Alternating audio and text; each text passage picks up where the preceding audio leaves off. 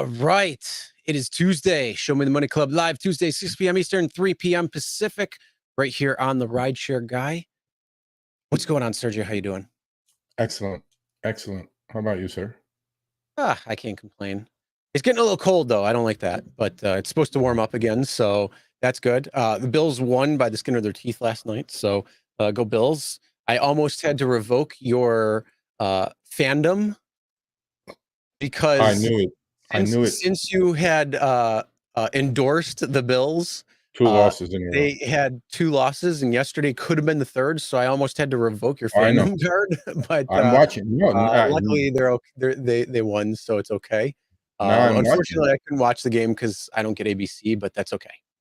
I'm watching now because of you. Now I'm like, I was like, I'm like, what a bad.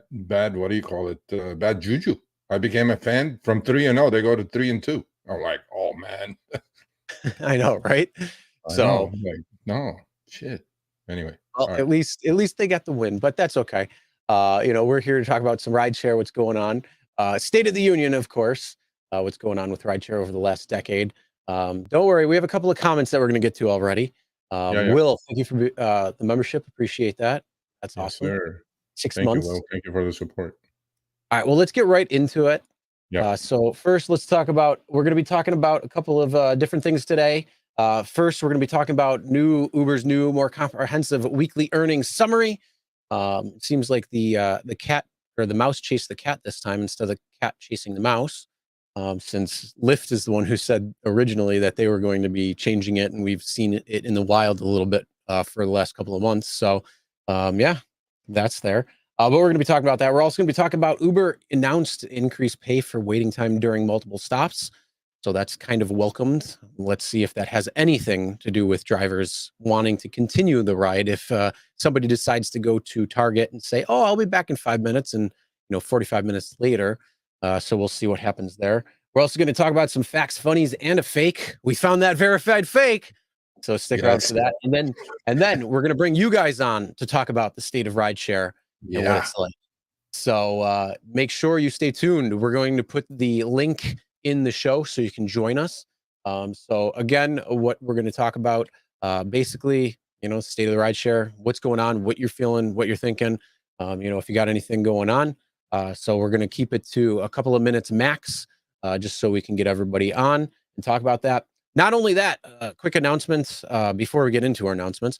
We do have a few polls that we're going to be doing over the next few days. So it's going to be on the driver experience for Uber and Lyft. We want to know basically what your thoughts are, what you're seeing, what you're feeling, and please vote in them. Let us know. Make sure you comment your thoughts so we can go through them and see them.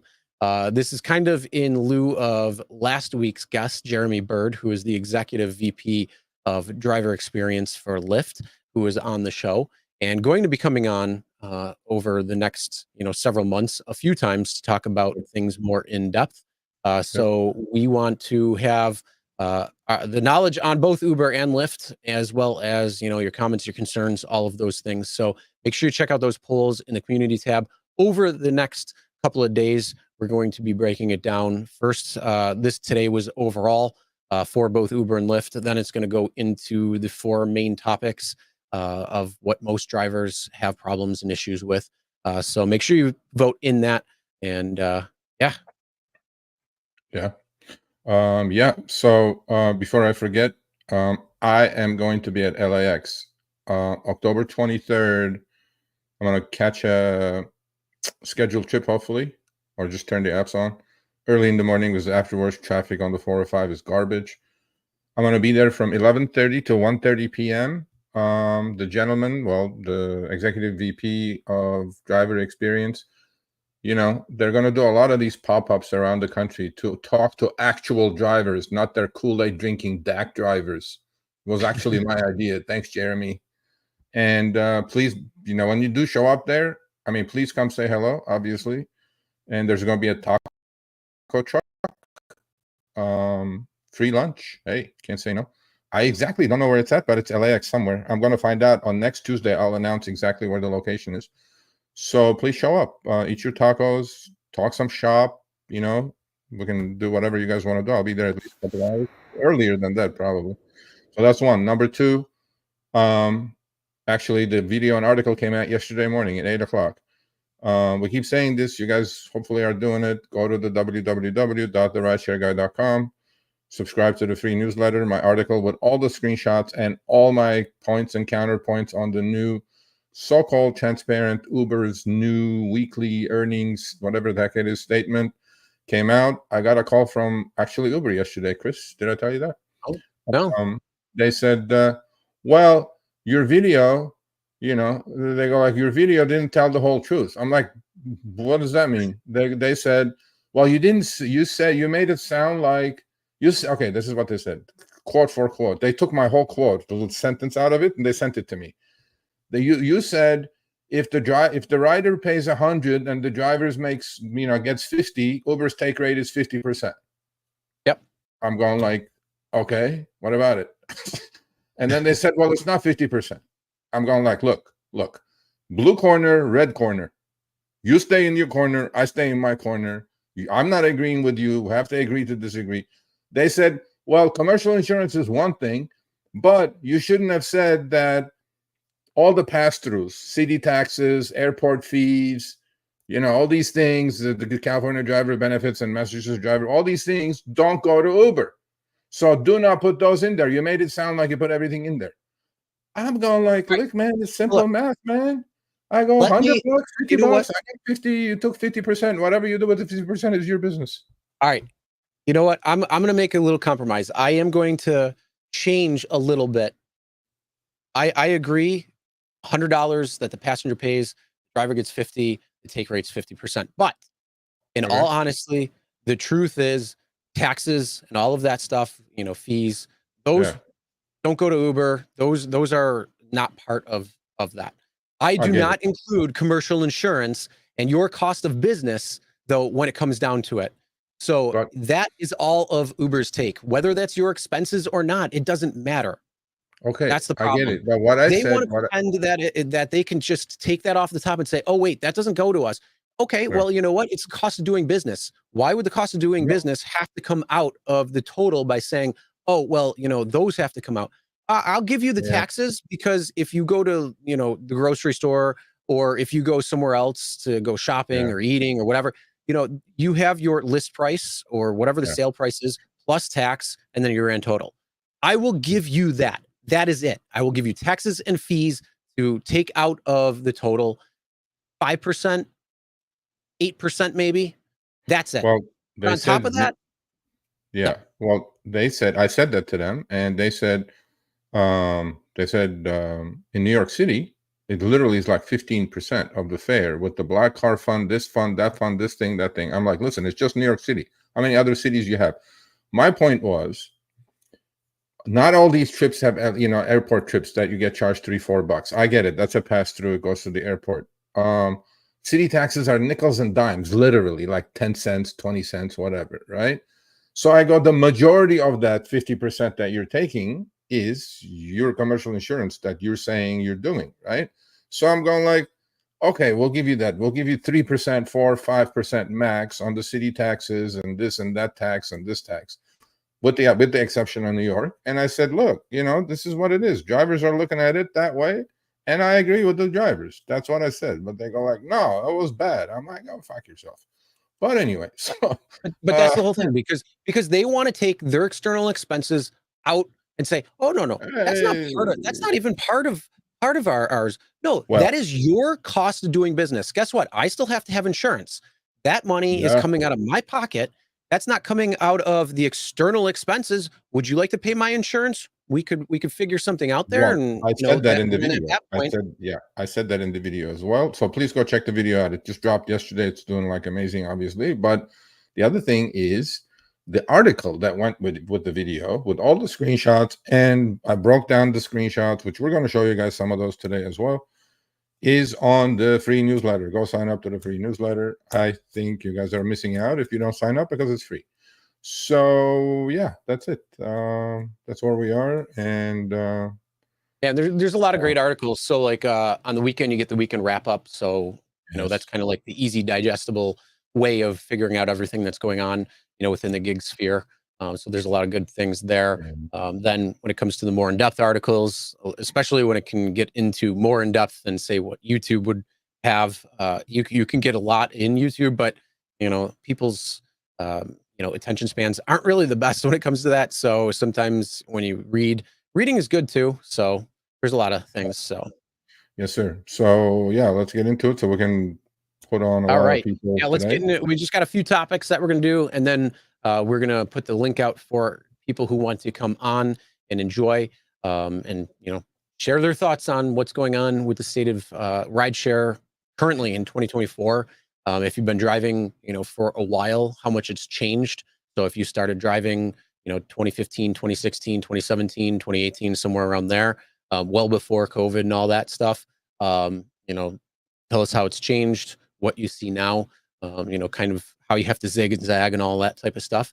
And let's go forward from there. So Yeah, the other let's thing get we want to do is we want to also hear from you about us, right? I mean, we know what we're doing, but change of pace, what you guys would like to see on the show, what kind of guests you guys, well, I mean, guests, I don't think you guys have too much control. I don't have any control, but what you guys would like to see, instead of continuously complaining, maybe do some other things, but I don't know. So yeah, we would like to hear about that as well.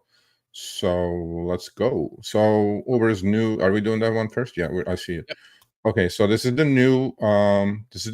I got immediately, literally before Uber even sent me this. I had these 4 screenshots. One driver is in LA. The other ones are all over the country. They're already sending it to me, and everybody's now sending me these. Okay, my conclusion on this, first of all, and as the video and the article I said is good. Okay, first of all, it's more transparent. It's more of a breakdown. Every Monday you're going to get this. Look, you believe the numbers, you don't believe the numbers. I'm not here to argue or discuss that. I am here to say that this is definitely more transparent, period. Lyft is doing something similar to that as well, which I think has a lot to do with us. Seriously. I mean, I'm not going to sit here and deny that I'm not going to say we're taking all the credit for it, but for a year we pounded these companies, and you guys have no clue what happens on the background. Chris has an idea. 99% of the chat has no idea. How I deal with these knuckleheads, let's do this, let's do that. Is it going to make the driver more money? No. Okay, then I don't care. But then you come back to the conversation. This may actually improve your earnings just for the fact that maybe you need a new strategy, maybe you need to do something else, right? So anyway, these 4 screenshots are look, I mean, the Uber is saying that on one driver, they're saying that's the LA driver, by the way. So I'm just going to go with the top money loser for them and top money maker for Uber. Okay, so Uber's calculations on this goes total rider pay, government taxes and fees. This is what they were saying, Chris. He goes, why do you put that $85 in there? I'm like, okay, cool. That's 4%. I go, what's the big deal? So, and then I'll give him that. I will 100% give him that. I gave him that. I said, I'm not perfect. I give it to you. I give it to you. Anything outside of rideshare, anything you buy, anything you purchase that has taxes or fees included on it, that's not part of the sale price. That just goes right to, whatever agency is collecting that and then goes to local, state, whatever it might be.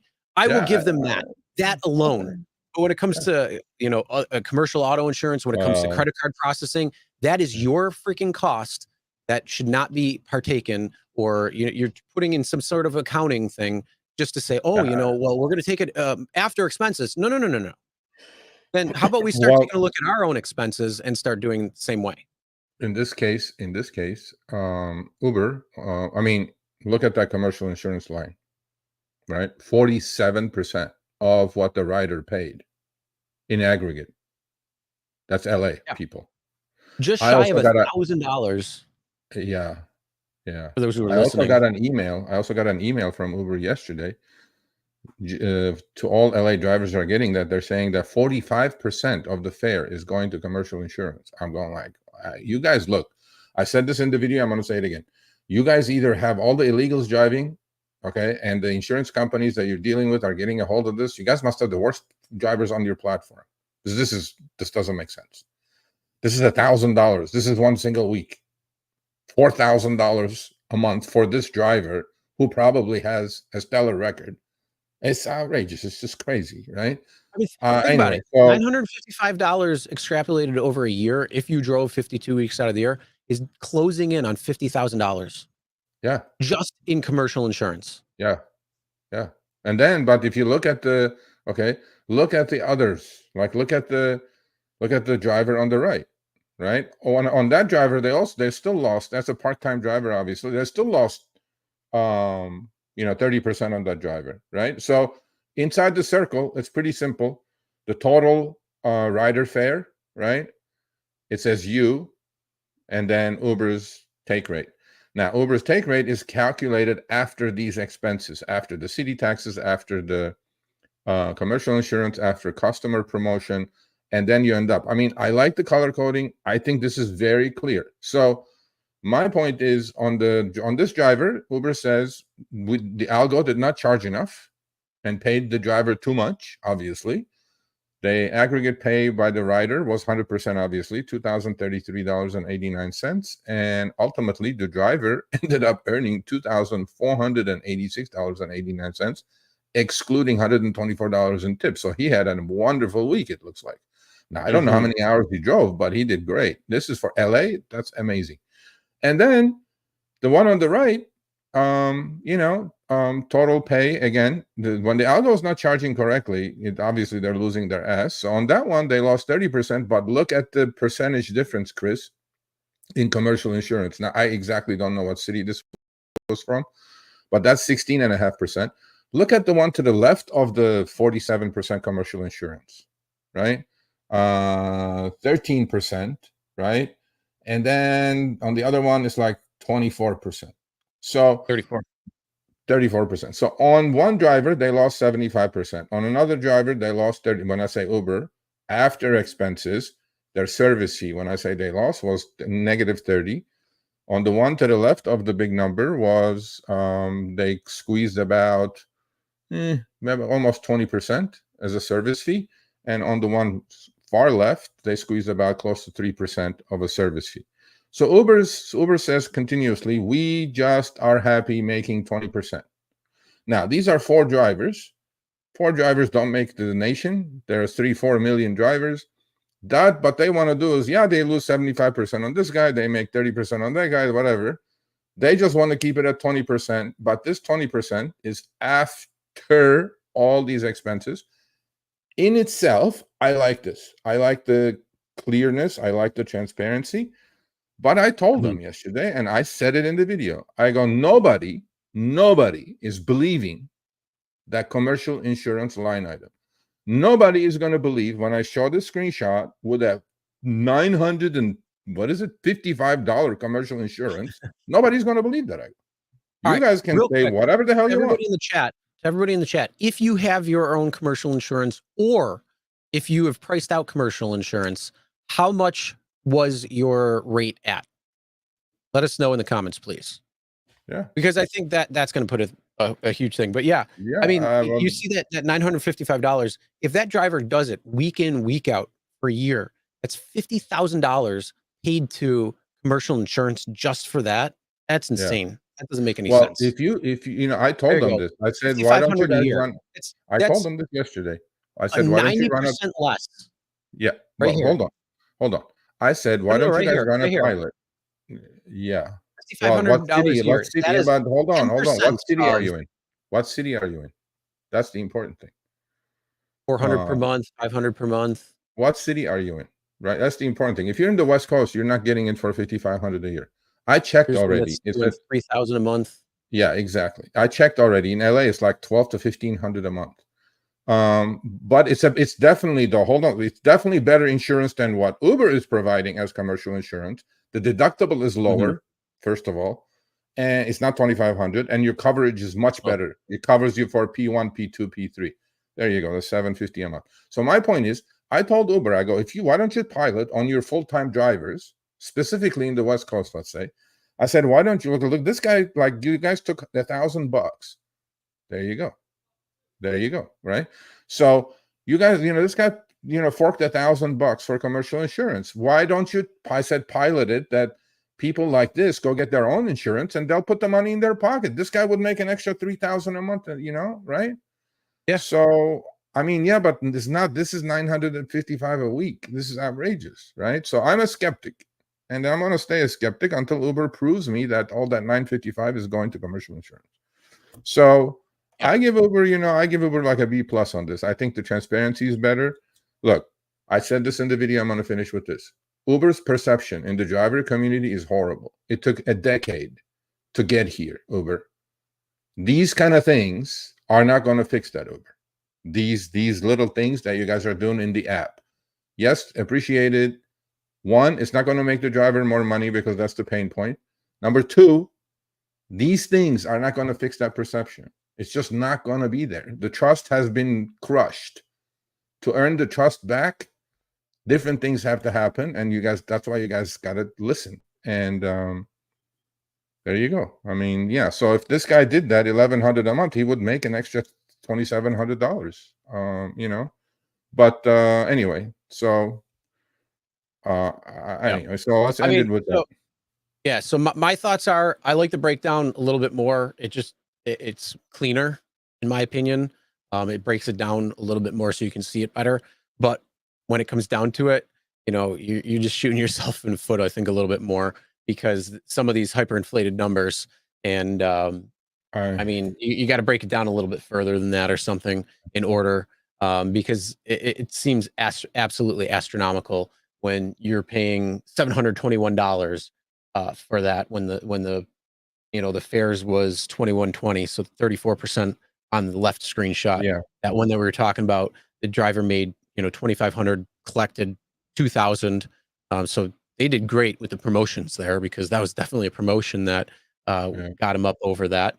So that's why the customer fare is much less than what he made.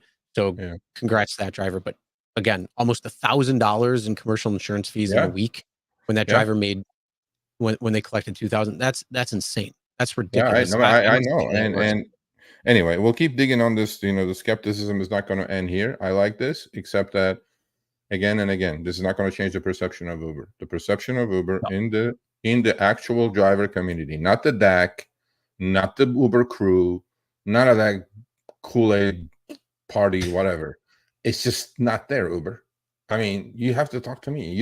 We talk. I mean, it's horrible. It really is horrible, the perception. So to fix that, I don't know. Don't worry.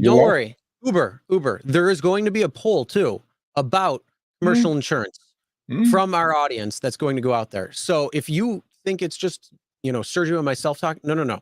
We're going to get the entire community talking about this. Send it to them. And they're going to share their thoughts. So again, make sure you get polls over the next several days. Vote in them, leave your comments, because we might just try to package that up and send it right to Uber and Lyft. So I will. How long are you running it? For a week? 3 few days? Well, no, the polls are in the community tab. So there's go to the community tab. Vote. Everybody here, go vote. Driver satisfaction that went out today for both Uber and Lyft. 2 different polls. Okay. 2 different polls through I think Sunday or something. So it goes tomorrow's earnings, deactivations, the other one, support, and earnings, safety. Okay. Yeah. I mean, once we're done, we'll send it to Uber, and Uber will go, this does not represent. They're going to already going to say, Chris, you know what they're going to say. They said that 1 million times already. They're going to say, this is not a huge sample size. I'm like, then you put your numbers out. Let me see your numbers one time. You have the numbers. You're disputing my numbers, but you're not putting your numbers out. I don't know what to say. I mean, we have a couple 100,000 drivers here. What you got? All I'm going to say is fuzzy math. That's all I can say is fuzzy math. Okay. And accounting. I mean, we all know some accountant there came up with the idea that says, hey, what if we did it this way? That accountant, I hope, is making, I hope that accountant got $1 million bonus. I hope they did, because that's what they're living and dying on right now when it comes to the commercial insurance and all that. So I am truly interested. Actually, I usually do listen to every earnings conference call. Uber's quarter is ending in a couple of weeks. The earnings coming out. Okay. Last quarter, they started talking about, they said they weren't doing it, but they're doing risk assessment studies that they may be going in-house. for commercial insurance, right? And so if they're already doing it in-house and that $955 or $895, whatever that ridiculous number was, that's in-house insurance, then Uber can charge whatever the heck they want, right? That's a profit center now for them as opposed to anything else. So I'm going to look into that. I want to make sure I listen to it and figure that out and then let you guys know. Yeah. Either way, yeah, we'll see what happens. All right. Hopefully that commercial insurance rate goes down. That's all I know. Or at least, the best option would be have the option for the driver to carry their own insurance. And if that's the case, then it's even better because that money can go to the driver. Everything's good. We're good. All right. So let's move on. Let's talk about increased wait time. And if this is going to have any sort of impact on you, if a passenger decides to order a ride and says, oh yeah, I'll be out in 5 minutes. And then, 45 minutes later, you're still sitting there. And I see everybody on Facebook in the Uber and Lyft chat in the groups and that, and they're always like, I just got stuck at this place. Should I cancel? Like, listen, bro, you should have canceled a long time ago. Give them 5 minutes. If they're not out in 5 minutes, you're out. Cancel the ride, move on. But Uber announced that they are going to be. Oh wait, that's not the one. That's the one after that. There we go. Okay, yeah. This was in my app, and I'm like, okay, vague as usual. Yeah. It goes increase per minute fee for your additional time spent at a stop on a multiple stop trip. Okay, what is it? How much more? This is the problem with Uber. See what I mean, Uber? Even when you do something good, either you're embarrassed that it's too low, that's why you're not putting it in there. Just like the blanks you're sending me after I started collecting. You remember all those online hour numbers I was collecting? I You could make $21 an hour. Blanks, bro. Blanks. I even had an argument about that yesterday with Uber. I was like, bro, why are you sending blanks? They go like, what do you mean we're sending blanks? I go, I was collecting data and then you guys figured it out. Now everybody's getting blanks. They go, no, man, we're volunteering that. We're not doing it because of you. I go, then why the fuck are you sending in blank? Put the number in there. Put the 20 in there before expenses. Uber. So this was the same thing, bro. I don't know. I mean, everybody tweeted this and I got it. And I'm like, okay, what about it? How much is it? How hard is it to put few cents in there? Whatever it is, 10 cents extra, whatever. Just be straight up, man. This is what you do something good. You're even losing brownie points on this, Uber. You're doing something good. Be proud of it. Say, okay, we're going to pay you an extra 25 cents a minute. Whatever the heck it is. Just put it in there. Yep. Anyway, so. Yeah, I don't know why they didn't. Like all of the screenshots that I have seen just shows, oh, you're going to get paid more. Okay, well, what does that more mean? Exactly. It doesn't mean anything to me. Oh, you're going to get paid 5% more? 5% more or what?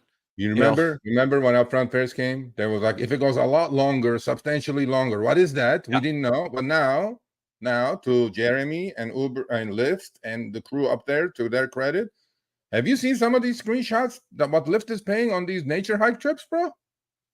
Some of them, yeah. Double. They're cash, double. buddy. Yeah.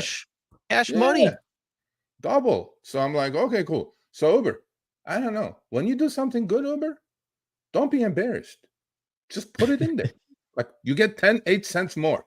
And then everybody will complain afterwards. But just put it in there. Anyway, so you guys are going to get more for weight.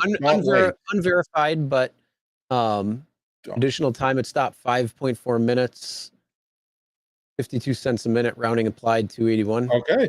See, 52 cents, I guess. What city are you in? I mean, Nusri? I don't know. So anyway, but yeah, you guys are going to get more money to wait, especially on the stop, on multiple stops. Like, they take you to CVS, make you wait.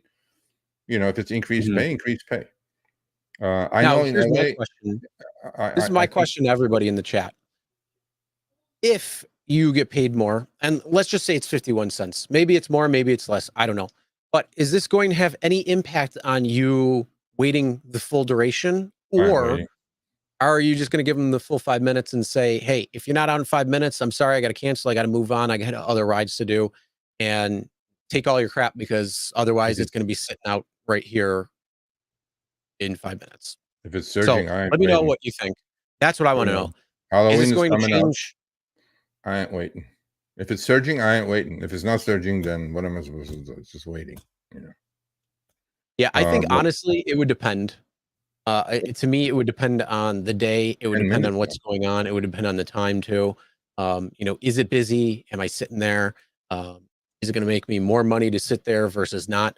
These are a lot of things that you're going to have to think about when it comes down to it. But yeah, Well, that's it's really going to come down to. On X is 10 minutes now.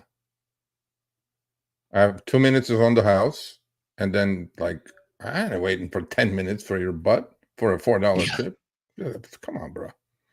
Anyway, so Uber, just do good things and then announce good things. Be proud, just like you should be proud, high-fiving each other, in San Francisco, New York offices, running laps, saying, "Oh, my stock just hit 87."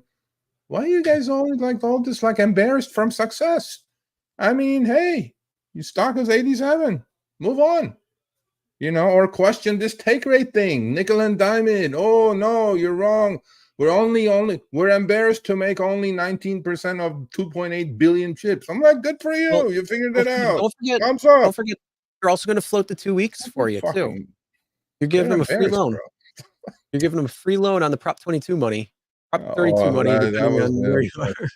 That's last week's shenanigans. I'm writing an article about that too. Hey, but that's the whole thing. That's where it all adds up, man. It all adds up, and then you compound it a little bit more, and that's where you got to go. They can't just make it simple and say, hey, this is what we're going to charge the passenger, and it's going to be a per mile per minute. We can't do it like we've done taxis for the last 100 years. I'm sorry, no, not going to happen. We have to reinvent the wheel, make it a square, and then we're gonna curve it a little bit so it's going to have this weird hook to it. And then when you're going over, it's really a square, but in a circle form, and that's exactly what they're doing. Yeah. Anyway, so that's Same. Uber for you. And let's do one more or a couple more, and then we need to have people come on. Well, first, actually, big announcement. Canada. Welcome, Yeah. Canada. You get upfront fares. Canada. Oh, Welcome to upfront fares, Canada. Ontario, CBC just put out an article, and Sergio, I know you put it on X, and I actually just was looking at it before we started in the green room, and yeah, they are getting upfront fares. So welcome to the club. Welcome to the pain. Enjoy. It's going to be fun. I mean, I can look across the street and see Canada. So good luck there. Well, you want to see the destination? Advite. Good luck. You want to see the destination? Yeah. You want to see the destination? But they linked to a video talking about how there's upfront fair discrimination and things like that. So yes, it does happen. Make sure you're watching the Rideshare Guy to know the full extent. Oh, Kenya, nice. Wow, Nairobi. We did an article about you guys. You guys were like changing all the rate card over there.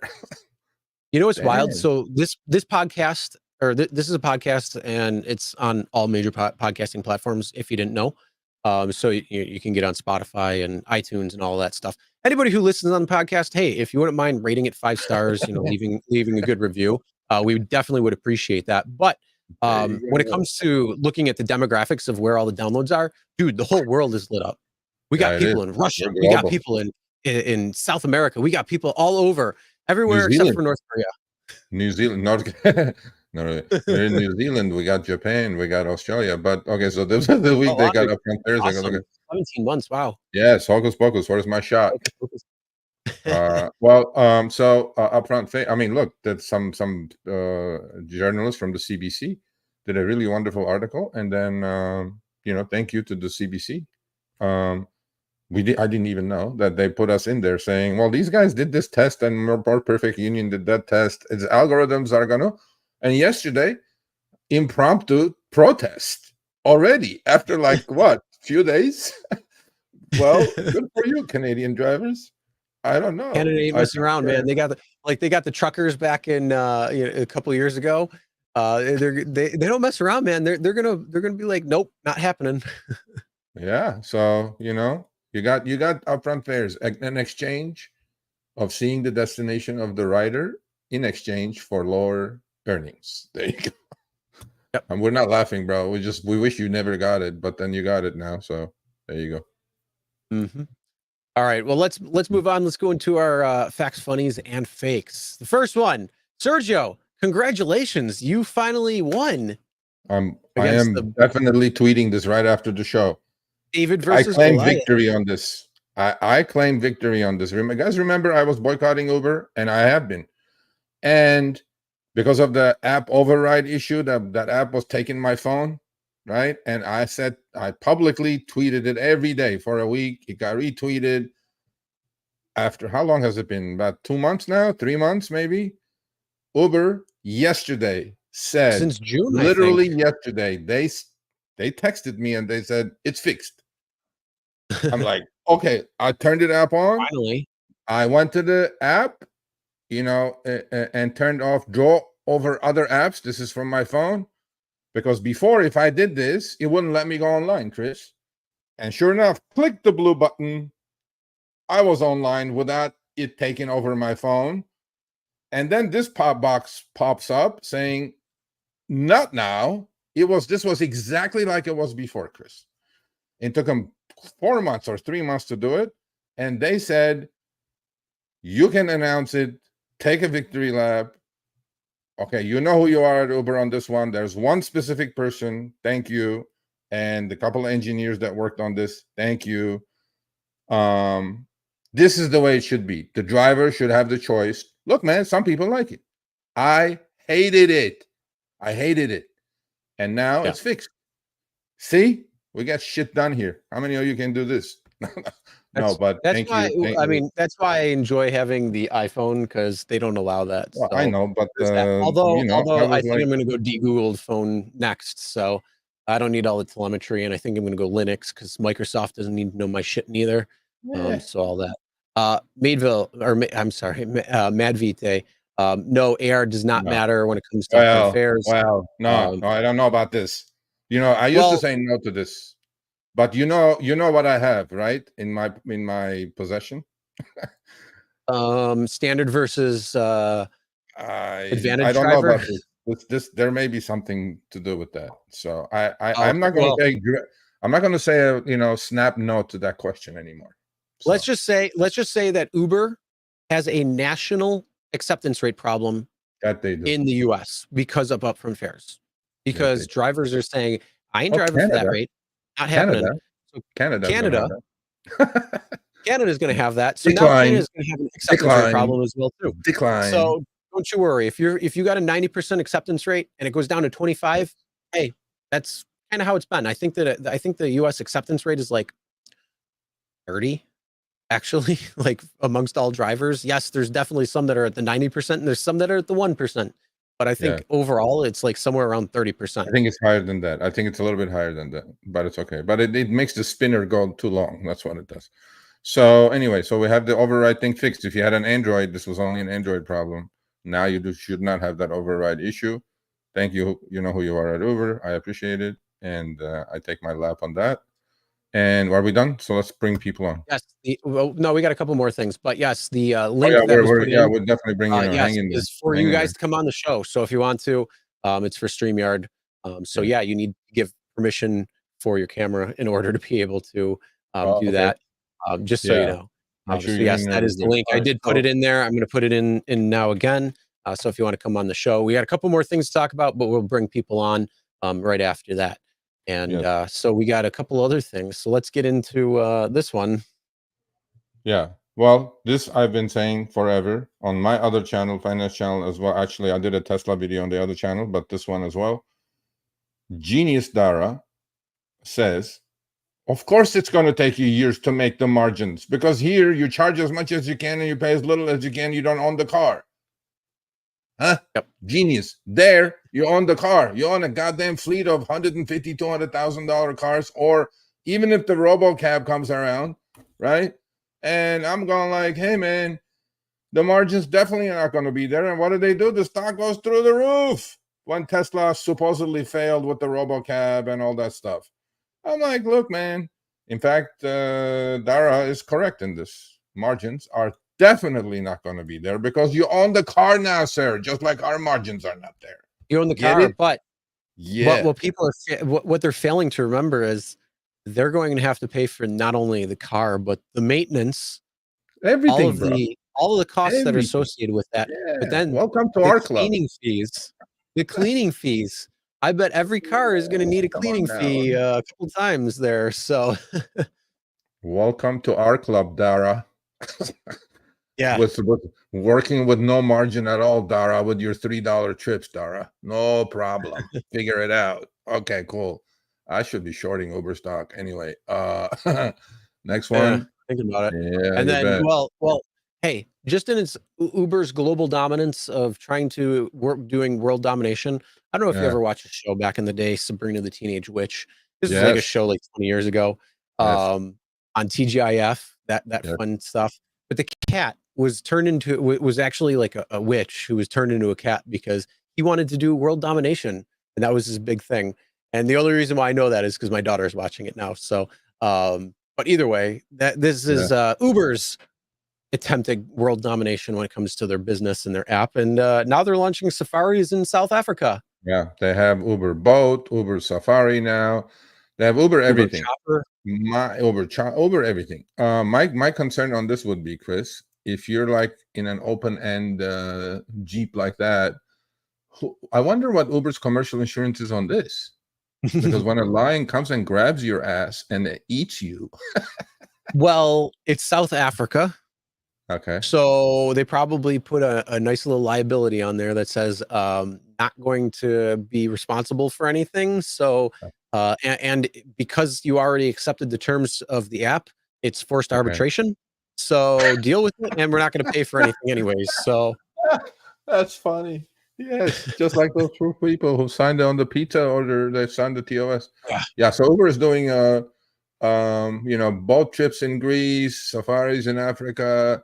I mean, they're minuscule. What is that going to add to anything? Nothing, right? And but then I thought it was kind of funny that Uber's everywhere. And then I like the thing in there. It goes, Uber is launching safaris in South Africa, and no, they're not in a Camry. Yeah. I bet the Camry's a little safer though. Yeah, well, I don't know. With an elephant coming at you, I'm not sure. So, and last but not least, we got our first, Chris. Oh, yes, we do. We got our first Uber. Verified Uber. fake. What kind of verification is this, Uber? What is this? Oh, verified? What is that? What's that? Obvious? Now Supposed watch to. Uber email me and say, oh, by the way, that's a real name, Sergio. I don't think so. Here, hold on. Uber, I'm going to look it up. What is it? OB? Huh? These are the ones we're going to show now. Okay, so if you get these fake verified clowns, send them to me. Because we used to show the regular fake ones. No, we don't want to do the regular fake ones. We want to do the verified fake ones. What about this, Uber? What kind of hocus pocus verification is this? Garbage. Anyway, but you know what? So yeah, that's where we are. Send them to me. Sergio at therideshareguy.com. I'm definitely going to show it. I got one today, actually. That was like, whoa. All right, we have it lined up. All right, we got all of them on at the same time. That's up to. I mean, that might get a little crazy with everybody talking. Well, how about we bring like four at a time, so we can get the next 4 coming. Sure, if you want. So we got Rick, Lynn, Jason, and Jeff coming on. All right, so be respectful, people. Put me in there. Oh, looks like Jeff went off. But we got Rick, Lynn, Jason. How you guys doing? Doing great. Hey, everyone. I can't believe. Hello, I can't believe you put me on there. I'm picking up a pizza at Domino's. Oh, you went on. You want to come on? Yeah, I just want to say hello. I wanted to say hello and thank you guys for all you do, and thanks for supporting Drivers Coast to Coast. We really appreciate it. Well, thank you. So Lynn is part of a group on X Spaces. They do something called Drivers Coast to Coast. I think every Monday at 4, right? Every Monday at 4 p.m. Yeah, for your time, yeah. 7 Yeah, Eastern, yeah. and so she's part of that group. You know, they're good veteran drivers with a lot of information to share. And well, Lynn, good to see your actual face as opposed to your Twitter handle. It's my So- real face. Yeah, my profile picture is 25 years old. I don't make any bones about that. Okay, cool. All right. So Rick you is know here from Chicago, part-time. Yeah, Well, put somebody hold on. else on. I just want to say hello. Oh, Okay, well, I that wanted was to it. say when I Coast to Coast, when I came in, it was you were talking about the switcheroo, and Yes. Matt brought up a good point about he was the one who got switched to, and the passenger was like, "This isn't my car. I'm not getting in." It was very confusing. That Yes. brings up such a good point though. When it comes to people, and they're harped so much on safety and like make sure you verify everything. And then all of a sudden, you get this switch, and sometimes it doesn't even ask you; it just automatically switches you on the passenger side too. So Yes. sometimes I hear passengers get that double question, "Hey, do you want that?" But Why is the that? whole thing is, Oh, I just wanted to say yes, Chris. Thank you so much for being in there, and Sergio too. And it was a great discussion about the Lyft switcheroo thing because I too was the switch to driver. So y'all, it's for Brown. Yep. Yes. Picking up. All right. So okay. So we have Rick, we have Jason. Let's bring on James as well, and then we have Yeah, four. take me So on. Sorry, I had YouTube All right, thanks, and Lynn. stream vid open. My bad. Hello. hey, James. How's it going? Good. Okay, so James is actually going to be on Behind the Wheel coming up Thursday. Please go check it out. His ridiculous horror story with the leftover item in his car.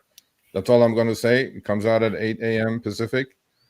Check his Behind the Wheel. So James, Jason, and Rick, welcome to the show. Introduce Thank you. yourselves real quick. How many years? How many trips?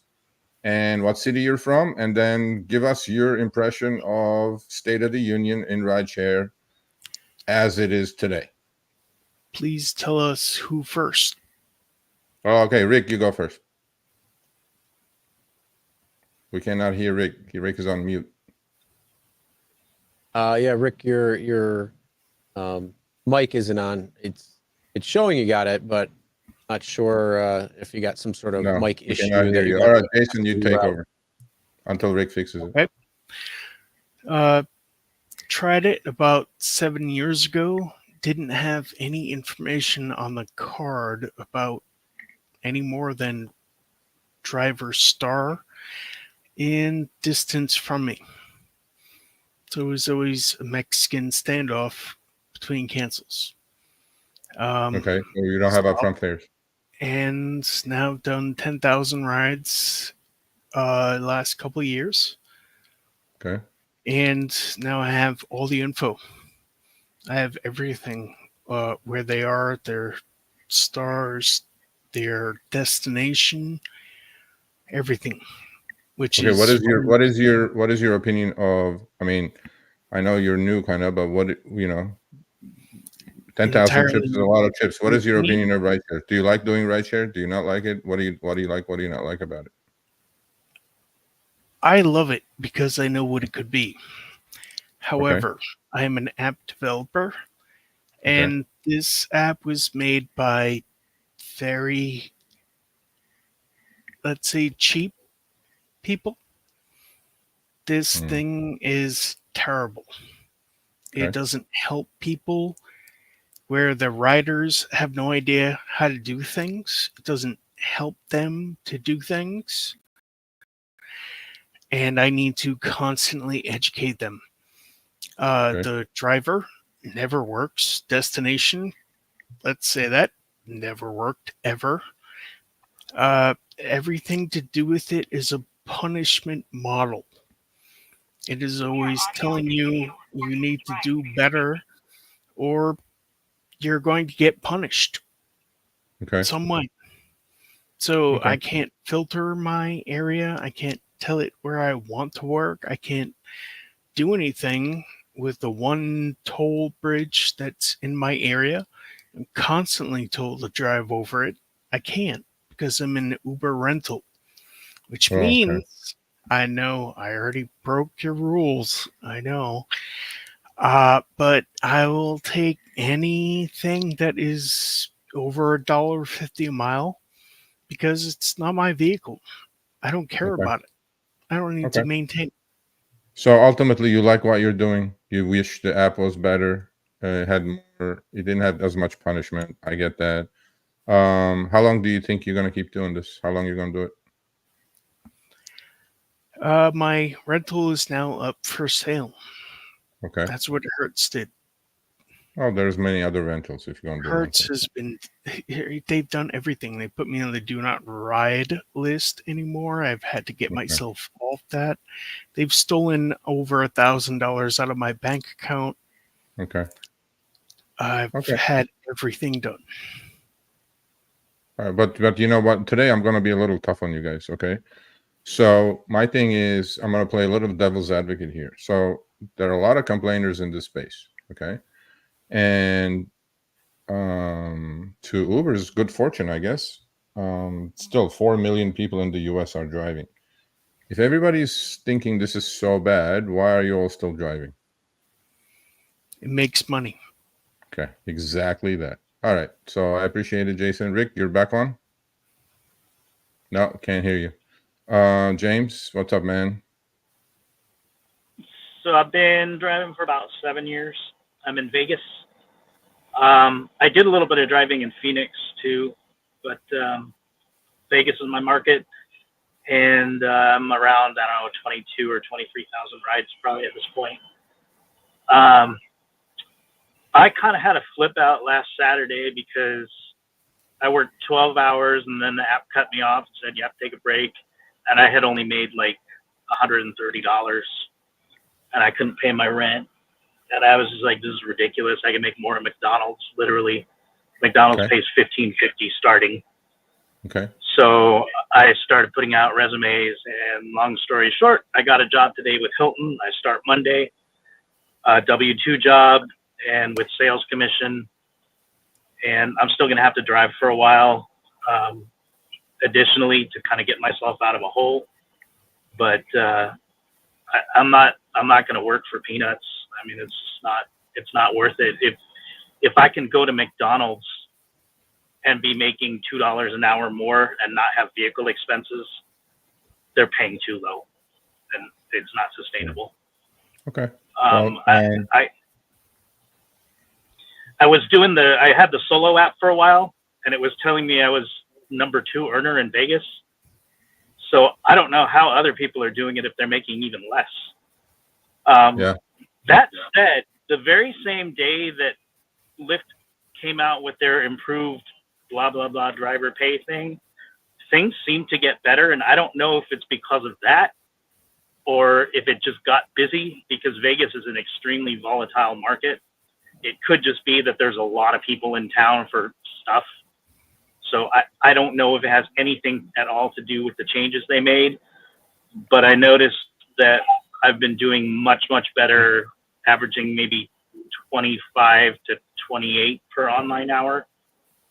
But I know that that's not reliable. So I don't know. Okay. I'm curious if other people have found that things got better after the Lyft stuff. Yeah. Maybe everybody's seeing improvement. I don't know. I mean, look, the Lyft is trying to do better, but so your W-2 is on hold? Is that what you're saying? No, I'm absolutely going ahead with it. Okay. I start Monday All right. morning Well, at look, 7:30. you know, one thing I can say, rideshare is always going to be there. Okay, rideshare is not going anywhere, and you can do it as a side hustle. Yeah, like I said, I'm still going to have to do it. Yeah. Because I need more income than just what the W-2 job is going to provide at the beginning. So I'm still going to have to do both for a while, but hopefully things will be at the rate they've been for the past few days, because it has been considerably better. But I'm not really sure why it's been better. It may just be coincidence. It may just be that things got busy here. But at the same time, I'm getting a lot of $4 XL trips, which is ridiculous. I mean, an XL trip should never be $4, even if it's only going 20 feet. No, I get that, but I think you made the right choice. I really do. And as a rideshare channel, I shouldn't say that, but I think at the moment, rideshare at best is a side hustle. It's math. You know, like it's just math. Yeah. If I can make more Yeah, money good math. working at McDonald's, then I can't argue with that. You know, numbers are numbers. So Yeah, I agree. That's So thank you for coming on. Again, he's on Behind the Wheel on Thursday. Please check it out. Rick, was it Rick up top? Who was it? I can see the names now. What happened to the names? Yeah, Rick. Okay, Rick, can you hear us? Yeah, we cannot hear you. Sorry. Yeah, we can't hear you. Yeah. Well, keep trying. We'll put you in the. Can you put him in the back room so he can keep trying? Or I don't know how that's gonna work. Yep. Yeah, I don't. I think you're gonna have to try to figure out how to switch your mics around or something. But yeah, we don't hear you. We see your mouth Okay. moving, but we don't hear you at all. So, try working All right. around on that, and we'll bring you on if we can. So, thanks, Rick. All right, Jason, good to see you. Thank you for coming on. I appreciate it. You know, rentals are tough, man. Make sure you have your math together. You know what I mean? I do. And it kind of forces you to drive full time, really, to be honest with you. But I'm sure Does other not. than her, right? No, does not. It doesn't. You can drive part time and still pay your bills. I can pay the car off in one day. Okay. Well, how The many rest hours does that of it- take? That's about 6 to 8. I What city are responded. you in? What city are you in? I am in Rhode Island, Okay. and I drive on Aquidneck Island. Okay. So in 68 hours, you're grossing. Let's say the car is 450. No, For a it's week? not. It's 330, but it actually comes down on a 6-month rental to 310. Okay. That's What a about your Nissan charging? Murano. Extra insurance, charging. Where are you at? I'm not.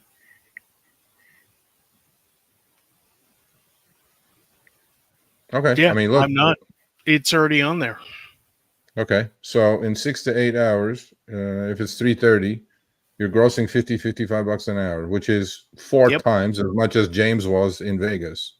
So every city is different if it's working out for you. And then, It's you know, Aquidneck if you can Island. live on. Yeah. That's a place where tourism, weddings, university Okay. comes out during the night. Okay, cool. It's All right. real easy.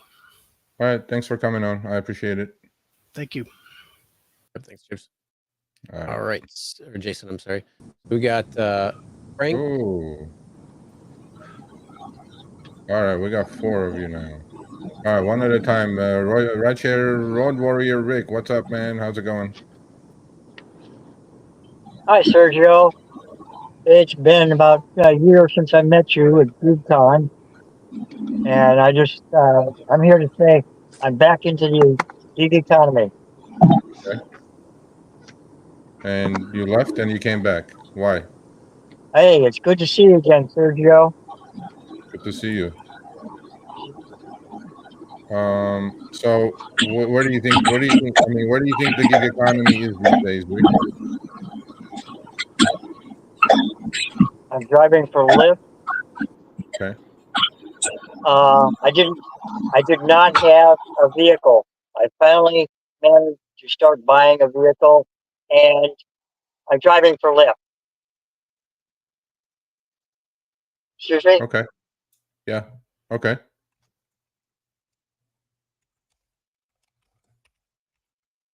We're lagging. I don't know what's happening. All right. Let's go to. Okay, Frank. Video recording has stopped. Okay, who is that? I don't know. Okay. Rick, mute yourself for a second. Jeff, Norma. Jeff, how are you, sir? I'm good. How are you? Hey, I'm Chris. doing great. You're looking How's it good. going, I Jeff? like your shirt. I like your shirt, Jeff. I have all of them. You stopped Yes, I making them, know. so there's no more variety. What's going on? Yeah, I know. What's happening? What's going on? So, Jeff is a really valuable part of the community here, seriously.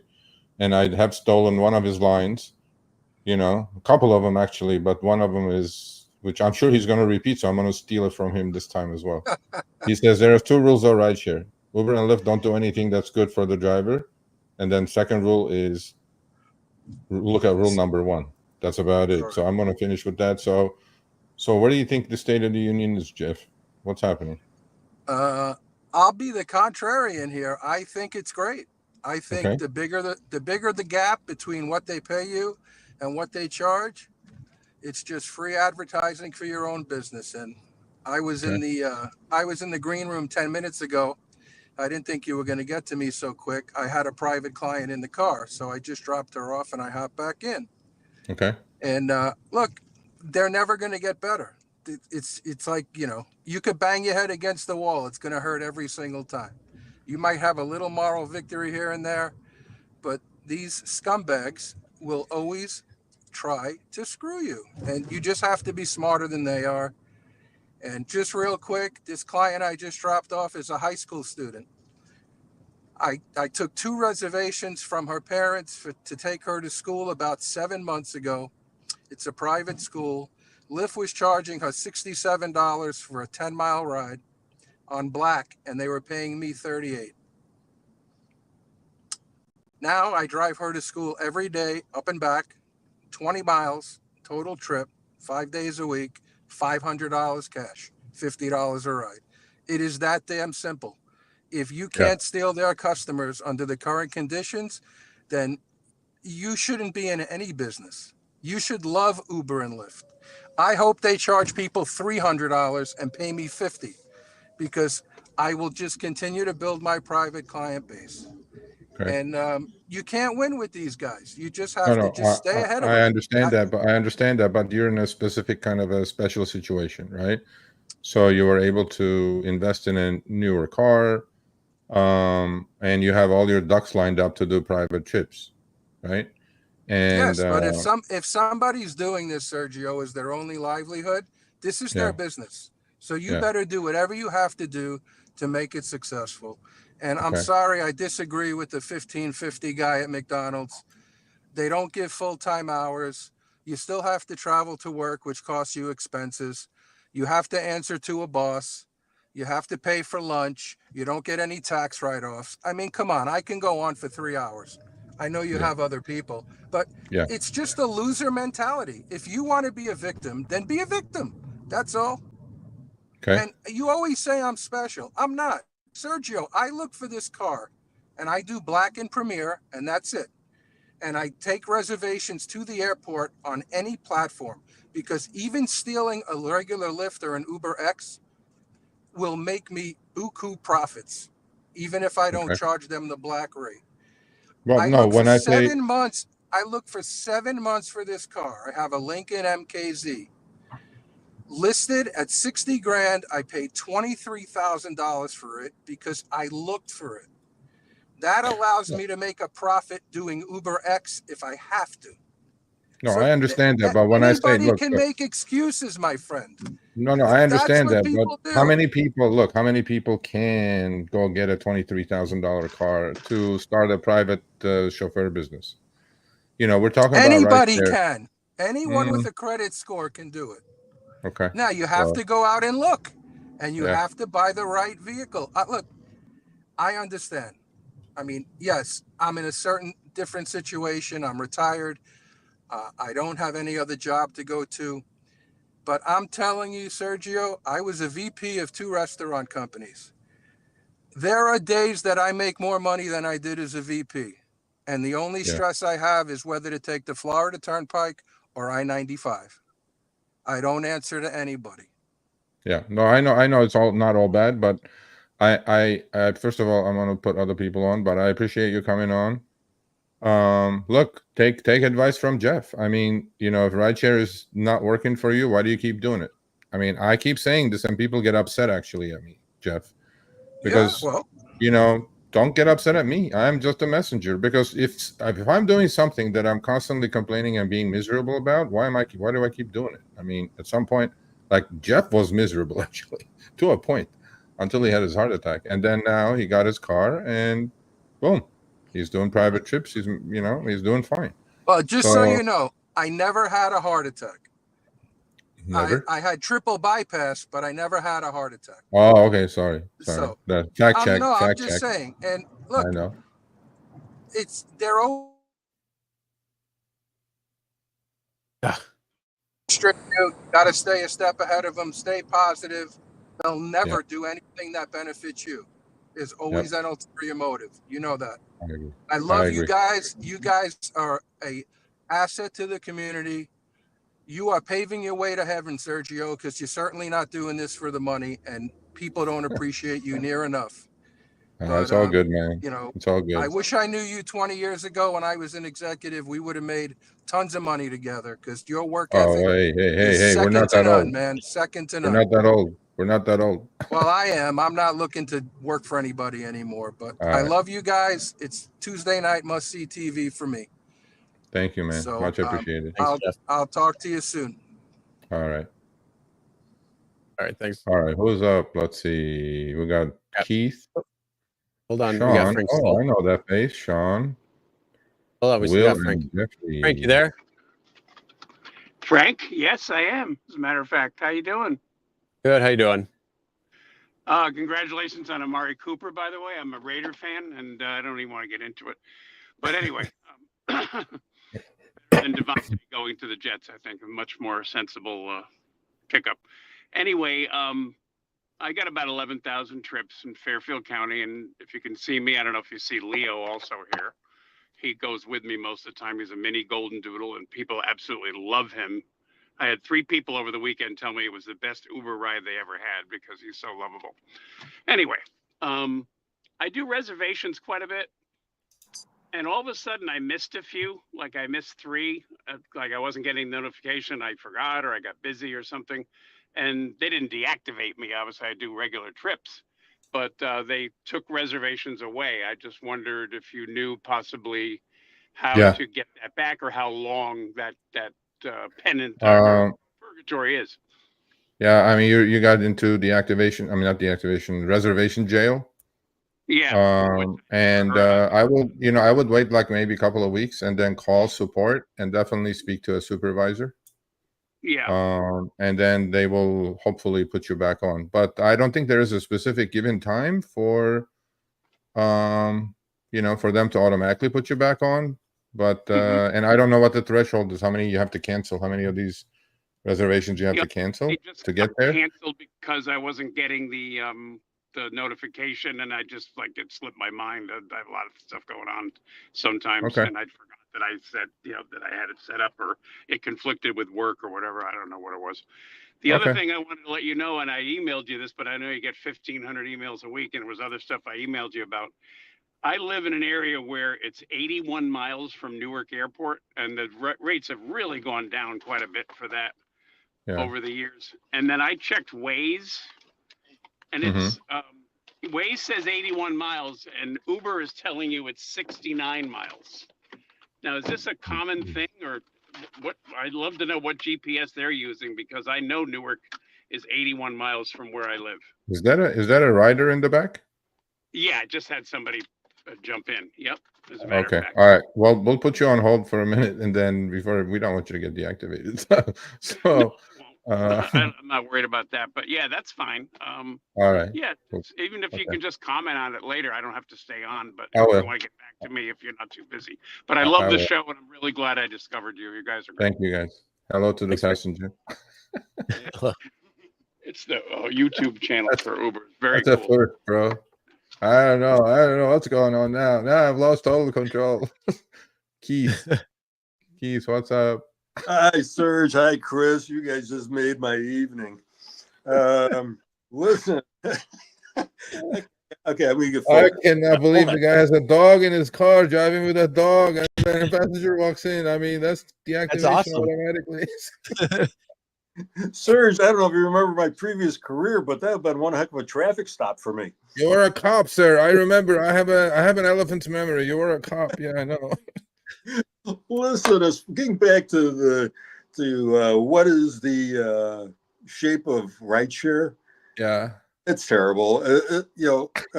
Derek Khashoggi's not looking long term with this. I think he's going to be leaving there soon. Okay. I think they're going to bring in another guy, and he's going to announce all these changes, and he's going to look like the new hero because the evil Dara is gone. But right now, if there's no change, Uber, they're going to lose me as a driver. I've got a car with 293,000 miles. It's a Subaru Outback. It's a 2013.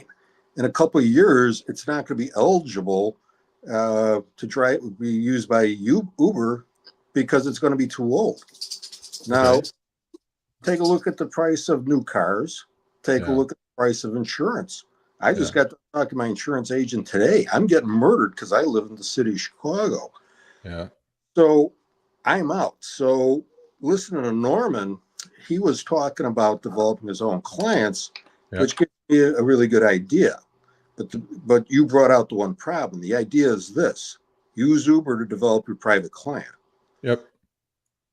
Use the other car, fully insured, commercial plates, and use that as your your other vehicle to build a limo business or a taxi business. Yeah, you can always look. There is always going to be need for transportation. Okay. Yeah, the one problem that the guys that are doing this on the sly is insurance. If there's an accident and there's a lot of you're fucked.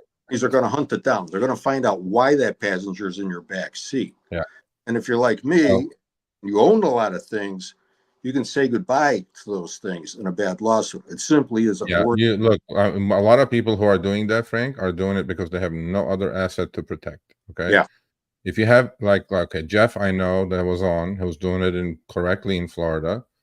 He has assets. He's a retired man. He owns his home and all this stuff. If you don't have anything to protect, I mean, knock yourself out. Do all the friends and relative trips you want, right? That's what we call those. Yeah, but if you have something to protect, you make sure you find out what the city's codes are, what kind of minimum insurance you need, because that friend in your back seat, if you get in even a small fender bender, is going to sue your ass, and it's going to take you whatever you work for all your life. So, and it ain't worth it. But once you covered your butt, I mean, there's going to be need for trips all the time, man. And trust me, as sick as drivers are, riders are also sick of these companies because they're getting ripped off. So, but yeah, I mean, that's it. But yeah, rideshare. I don't know about your assumption on Dara, by the way. I don't think he's going anywhere yet. But according to them, everything is fine. The stock is 83. Company is worth 178 billion or whatever it is.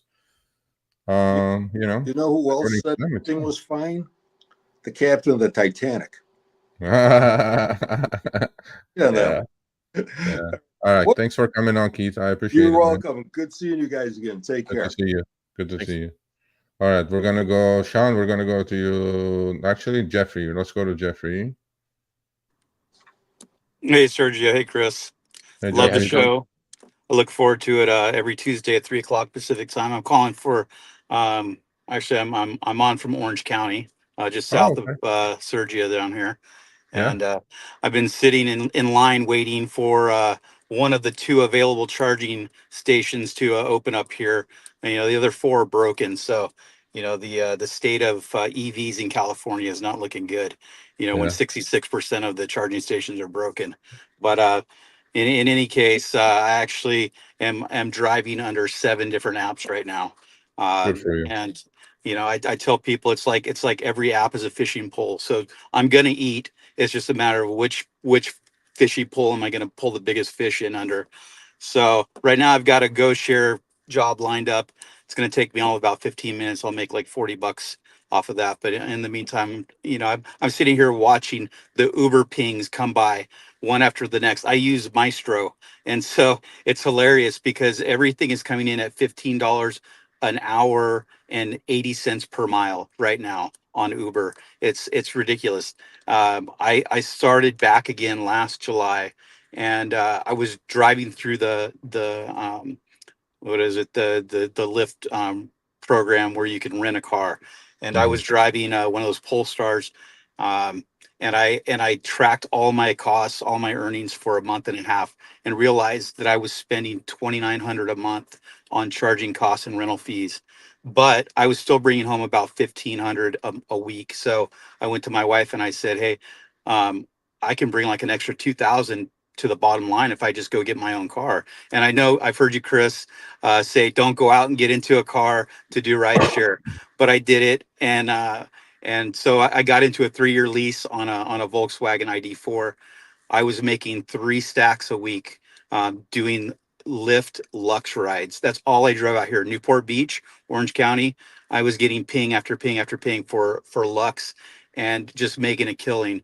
I thought, here I am making 150,000 a year driving, and then October 18th they pulled the rug out from underneath me, and they got rid of the Lux, which I still don't understand why they don't put that as an option on there and let the customers decide, instead of saying, oh, well, not enough demand was being requested for Lux, maybe across the nation as a whole. But in Orange County, where I live, I mean, people have expendable money. They don't care. They want to get there now, and they would request it all day long. And I was making a killing. Now it takes me 70 hours to make 2,000 a week. And Yeah. that's my goal right now, is 2,000 a week. I use seven different apps to get there. But I drive anywhere between 10 to 14 hours a day, Yeah. 6 days a week. And it's ridiculous. It shouldn't be that hard. They need to put the power and the control in the driver's hands. Let them dictate what they want to drive for. And if the customer doesn't want to pay it, then they don't pay it. But it's just ridiculous. I think they're trying to push the good drivers out. Yeah. By these lowball offers. I mean, I'm sitting here watching Uber after Uber after Uber. I finally just went in and shut off the Uber X and Uber Share option on my app, because it's just pointless. I'm not driving for $15 an hour and 80 cents per mile. Yeah. So, for the rest of you guys out there that are grinding, I appreciate everything that you guys do. The customers don't realize how screwed the drivers are these days. And week after week, I watch it go from when I started, I was making about $46 an hour. It dropped down to about 38, then to somewhere around 28, and now it's down to $15 an hour. Yep. And they're just No, letting I them. mean, I Yeah. I feel the grind, right? But at some point, though, your car is going to give out, although it's kind of newish, let's say. Your body is going to give out. It's not an easy thing to do, to be in the car for 80 hours. You know what I mean? And so I don't know. I wish you the best, but do you have a plan B, or are you working I on do. any? I do. Actually, I have a small business. Okay. I've been in business now for 6 years. I left corporate America 2017, and I've gone into business for myself. I own a candle company, Okay. and my candles are in the gift shops at John Wayne Airport. Cool. And I'm working on trying to basically survive as a small business here in California, which is Okay. almost impossible. And Cool. in the meantime, I love to drive. I've got a great car. I put 72,000 on this car, 72,000 miles in 1 year. Wow. But part of that is driving to and from Phoenix. My son plays travel ball, and so I've Okay. just got to keep the bills paid, and keep this kid grinding at his dream. So hopefully someday, he doesn't have to work, and maybe I won't have to work either. Yeah. But Well, it's guys like you that I give all the credit to, because the little soccer moms doing a part-time 6 hours a week or whatever are not the ones, getting the job done. You guys like you, full-time grinders are getting the job done, and Uber knows this. And unfortunately, I don't think they give a shit. But hey, if you're, around LAX, please show up, say hello on the 23rd.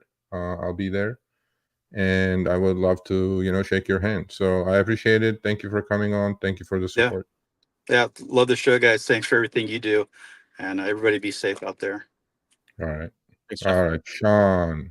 And Will next. Sean, my guy from More Perfect Union. If it isn't the famous, he even got a quote in that video, man. So anyway, what's up, Ahmed? What's going on, guys? How are you? Long time no see. I know. We're doing fine, bro. We're doing the same thing. We're just trying to figure out, my biggest thing, Sean, maybe you can help me with this. You're a smart Sure. guy. Okay. All those emails I get, all the correspondence I have, everybody's complaining, but everybody's still driving. Why do you Yeah, think that is? I just want to find that out. Why sure. do you think? So, I listen to your finance channel a lot too. Well, I started to listen to it I know. recently. So, You're going to learn a lot.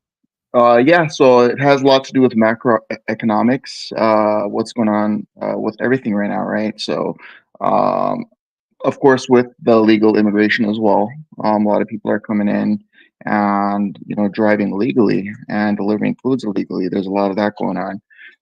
But if you're starving and you're willing to put a human in your car, as you guys like to mention, for $2.65, to go 15 minutes or 10 minutes, then you're starving and you got to do something about it. Whenever you're in that starving phase, you have to accept whatever is going to come your way, because you're going to feel like you're missing out, and you're going to feel like you're not putting food on the table for your family. So that's the reason why people are fighting right now within themselves to get out, but they can't, because it's so easy to get in the car and just go. And unfortunately, if we didn't have these types of microeconomic issues right now, this wouldn't be happening. We wouldn't be fighting for $3 rides and getting snatched up so quickly. And of course, immigration as well has a lot to do with it too. So there's a lot of issues going on right now that are causing this, and it's not because Lyft and Uber are doing such a great job on paying us, because they're not. Let's just admit it. So that's at the end of the day what it is. But going back to the human side of things that I like to talk about is, Uber and Lyft, they know that it's these types of issues that are causing drivers to use their platform, which is a blessing and a curse at the same time, right? There's two ways to look at it. People that rely on this to work 70 to 80 hours a week are not very healthy right now. They're not in the right space, but this is all they can do. So I understand. And that's where Uber and Lyft really have to step up and understand that these people are just trying to make a regular salary, and they're working all these hours. Their expenses are going up. So why don't we consider breaking expenses down a little bit better, and understanding that the drivers do have expenses as well that have risen like crazy. We're not just talking about 10, 20%. We're talking 25, 30, 35, 40% on certain things. So it's like you guys call it hocus pocus out here.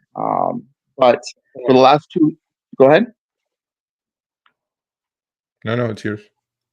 For the last 2 weeks, I have not been driving. I have been using Uber and Lyft for the last 2 years as a way to grow my small business. So small business has been picking up, and I've been decreasing the amount of Uber and Lyft. So it is kind of liberating.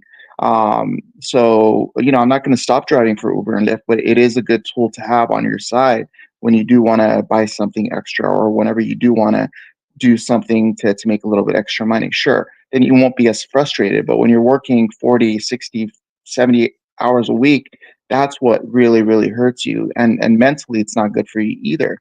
But, sometimes we got to do that. And unfortunately, with these types of situations, your house can come down all of a sudden, and all of a sudden your house insurance is not covering it.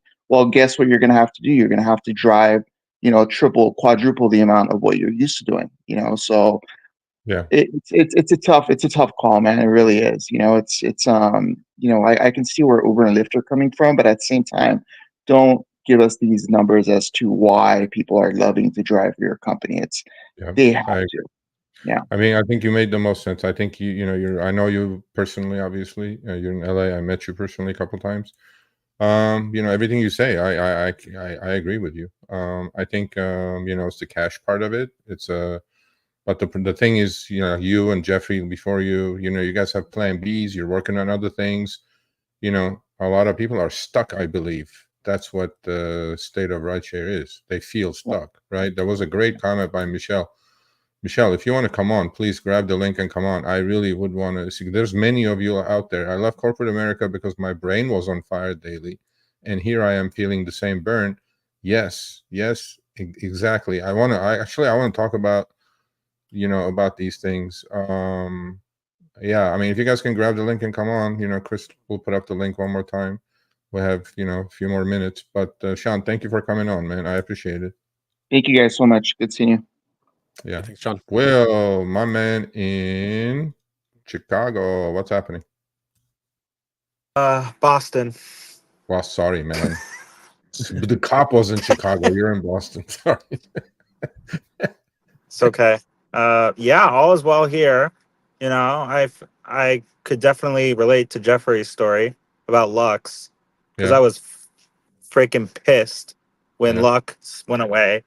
Yeah. And I honestly had no idea what I was going to do, but I went to black and I got my car wrapped and now I can, make just as, if not better money than I can on Lux.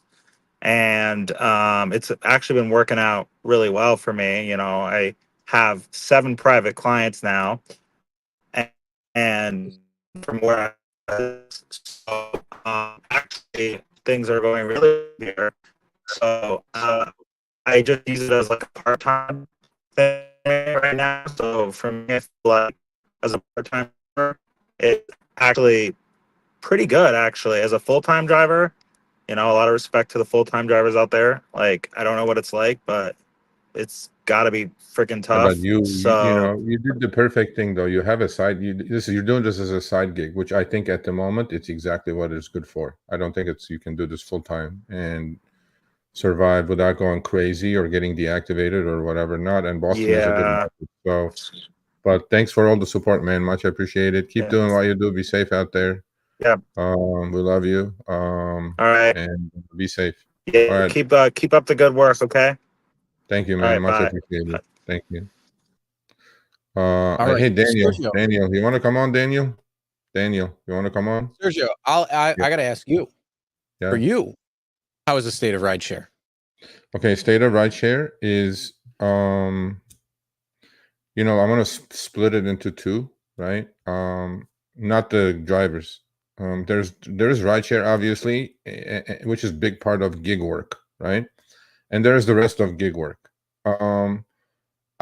If just want to stick to rideshare, Chris, I think because of my history of being on these platforms for 8 years, 8 actually, it's I think more than 8 on Uber and right about 8 on Lyft now.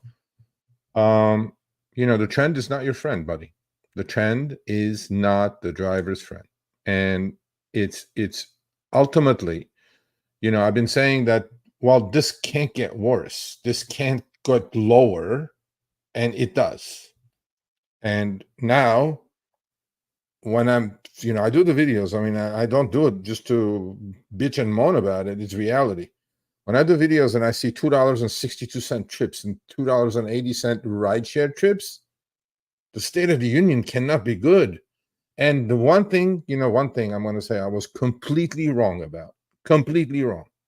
Because after the first few rate cuts, after the first 3 years I was on these platforms, I said, they're going to run out of drivers. Nobody's going to drive for 80 cents a mile, right? And look where we are. And yet they have more drivers than ever on the platform. So I was the idiot in the room. And to Uber and Lyft, their state of rideshare is great. They're thinking they're providing a living to millions of people. And a lot of these people, wouldn't have a living, honestly, if it wasn't for the marketplace. But I think state of rideshare at the moment, I'm going to finish with this, it's a side hustle at best at the moment. It's not a career. It's not a full-time gig. You can't do it and expect to survive. You just can't. Yep. I agree with you there. For me, I've always looked at this as a side hustle. Always. I mean, that's pretty much how it was marketed. That's pretty much how I've considered it the entire time. And then watching people go full-time, people go, as their plan A, and not thinking about anything else or planning for anything else. You have good times, you have bad times, you have ebbs, you have flows, you go up and down on the roller coaster. Right now we're at the low points in the roller coaster, and hopefully things can pick up, whether that's less drivers. I don't see that happening with the state of the economy. With rates, I don't see that with them trying to get more profits. So you got to zig, you got to zag, and you got to figure out what you're going to do.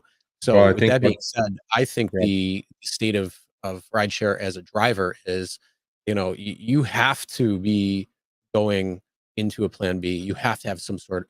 I mean, all these drivers that we're on, we're talking about, hey, they have private rides. Well, that's your plan B. You might say it's, I'm doing all rideshare, I'm doing all driving. Hey, but you're also expanding on what you're doing. You're not just doing rideshare where, hey, guess what? Today I'm going to get deactivated on Lyft, because of whatever stupid thing happened from a passenger, and now I can't drive for them, maybe for 36 hours, maybe at all again. And you don't have that. Same thing with what's his name, who bought his car and for Jeffrey, yeah. Lux. Guess what? All of a sudden now you can't drive on Lux anymore. Yeah. So these things, it takes a massive toll on you, whether it's stress related, whether it's physical. It doesn't matter. It's taking a big toll. So the easiest thing to do is use this for what you can. But the problem is the desperation that people are facing right now, because bread costs so much, because milk costs so much, because maybe they have to take care of the bills and they don't have enough month to be able to do that. So they're driving the 10, 14 hours, 6 days a week.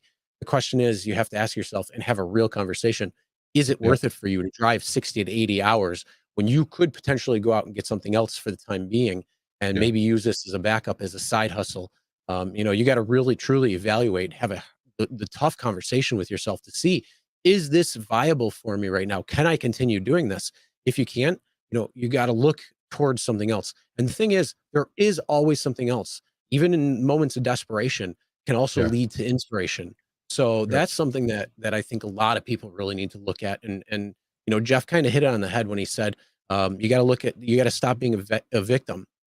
And the truth is, everybody's rewarded for being a victim right now. That's just the way it is when it comes to social media, when it comes to, so many different things. And we have to really, step back. We have to internalize a lot of things. We have to look at a lot of things, and we got to figure out, is this the best option? I still think it's a great side gig. I think you can make good money if you know what you're doing, if you know what's going on in your market. If you're doing it full time, goddamn, man, I feel sorry for. I mean, I don't feel sorry for you. I feel for you, because I could only imagine the stress that you're probably going through, especially when you see maybe your earnings were $2,500 a week, dwindling down to maybe $1,500 a week. $1,000 a week when you're expecting 2,500. That's going to be stressful. You might be hitting that panic button. So yeah, it's something where if you're not thinking of a plan B, start thinking outside the box, whether it's creating a business for yourself, whether it's starting something else. You can do it in your downtime. There's a lot of different things that you can do. I don't think it's great right now. I think it's tough, and you really, really have to work at trying to figure out the best options for you. And I think this is a time where you have to do a lot of learning and evaluating, not just on the road, but off the road as well, but clearly on the road. If you are doing something and you think it works, you know what? Things change all the time. So you have to be willing to adapt to it. And that means you need to relearn your markets. You need to relearn the times you're going out. You need to learn the areas that you're going out in, because you might think it's the best, but in actuality, you might be missing out on $500 an extra a week because you're not going into the right times, the right areas. And you really need to just continue on doing that. And I hope things change. I really do. I hope things get better. And I hope that but honestly, I don't know if it's going to. And I'm looking at the macroeconomics of things when we're looking at layoffs all over the country and things happening there. So it's going to be tough. That's all I got to say. Yeah, I agree with everything you said. And I saved a couple of comments. We'll answer those before we go. So we'll leave a couple more people on.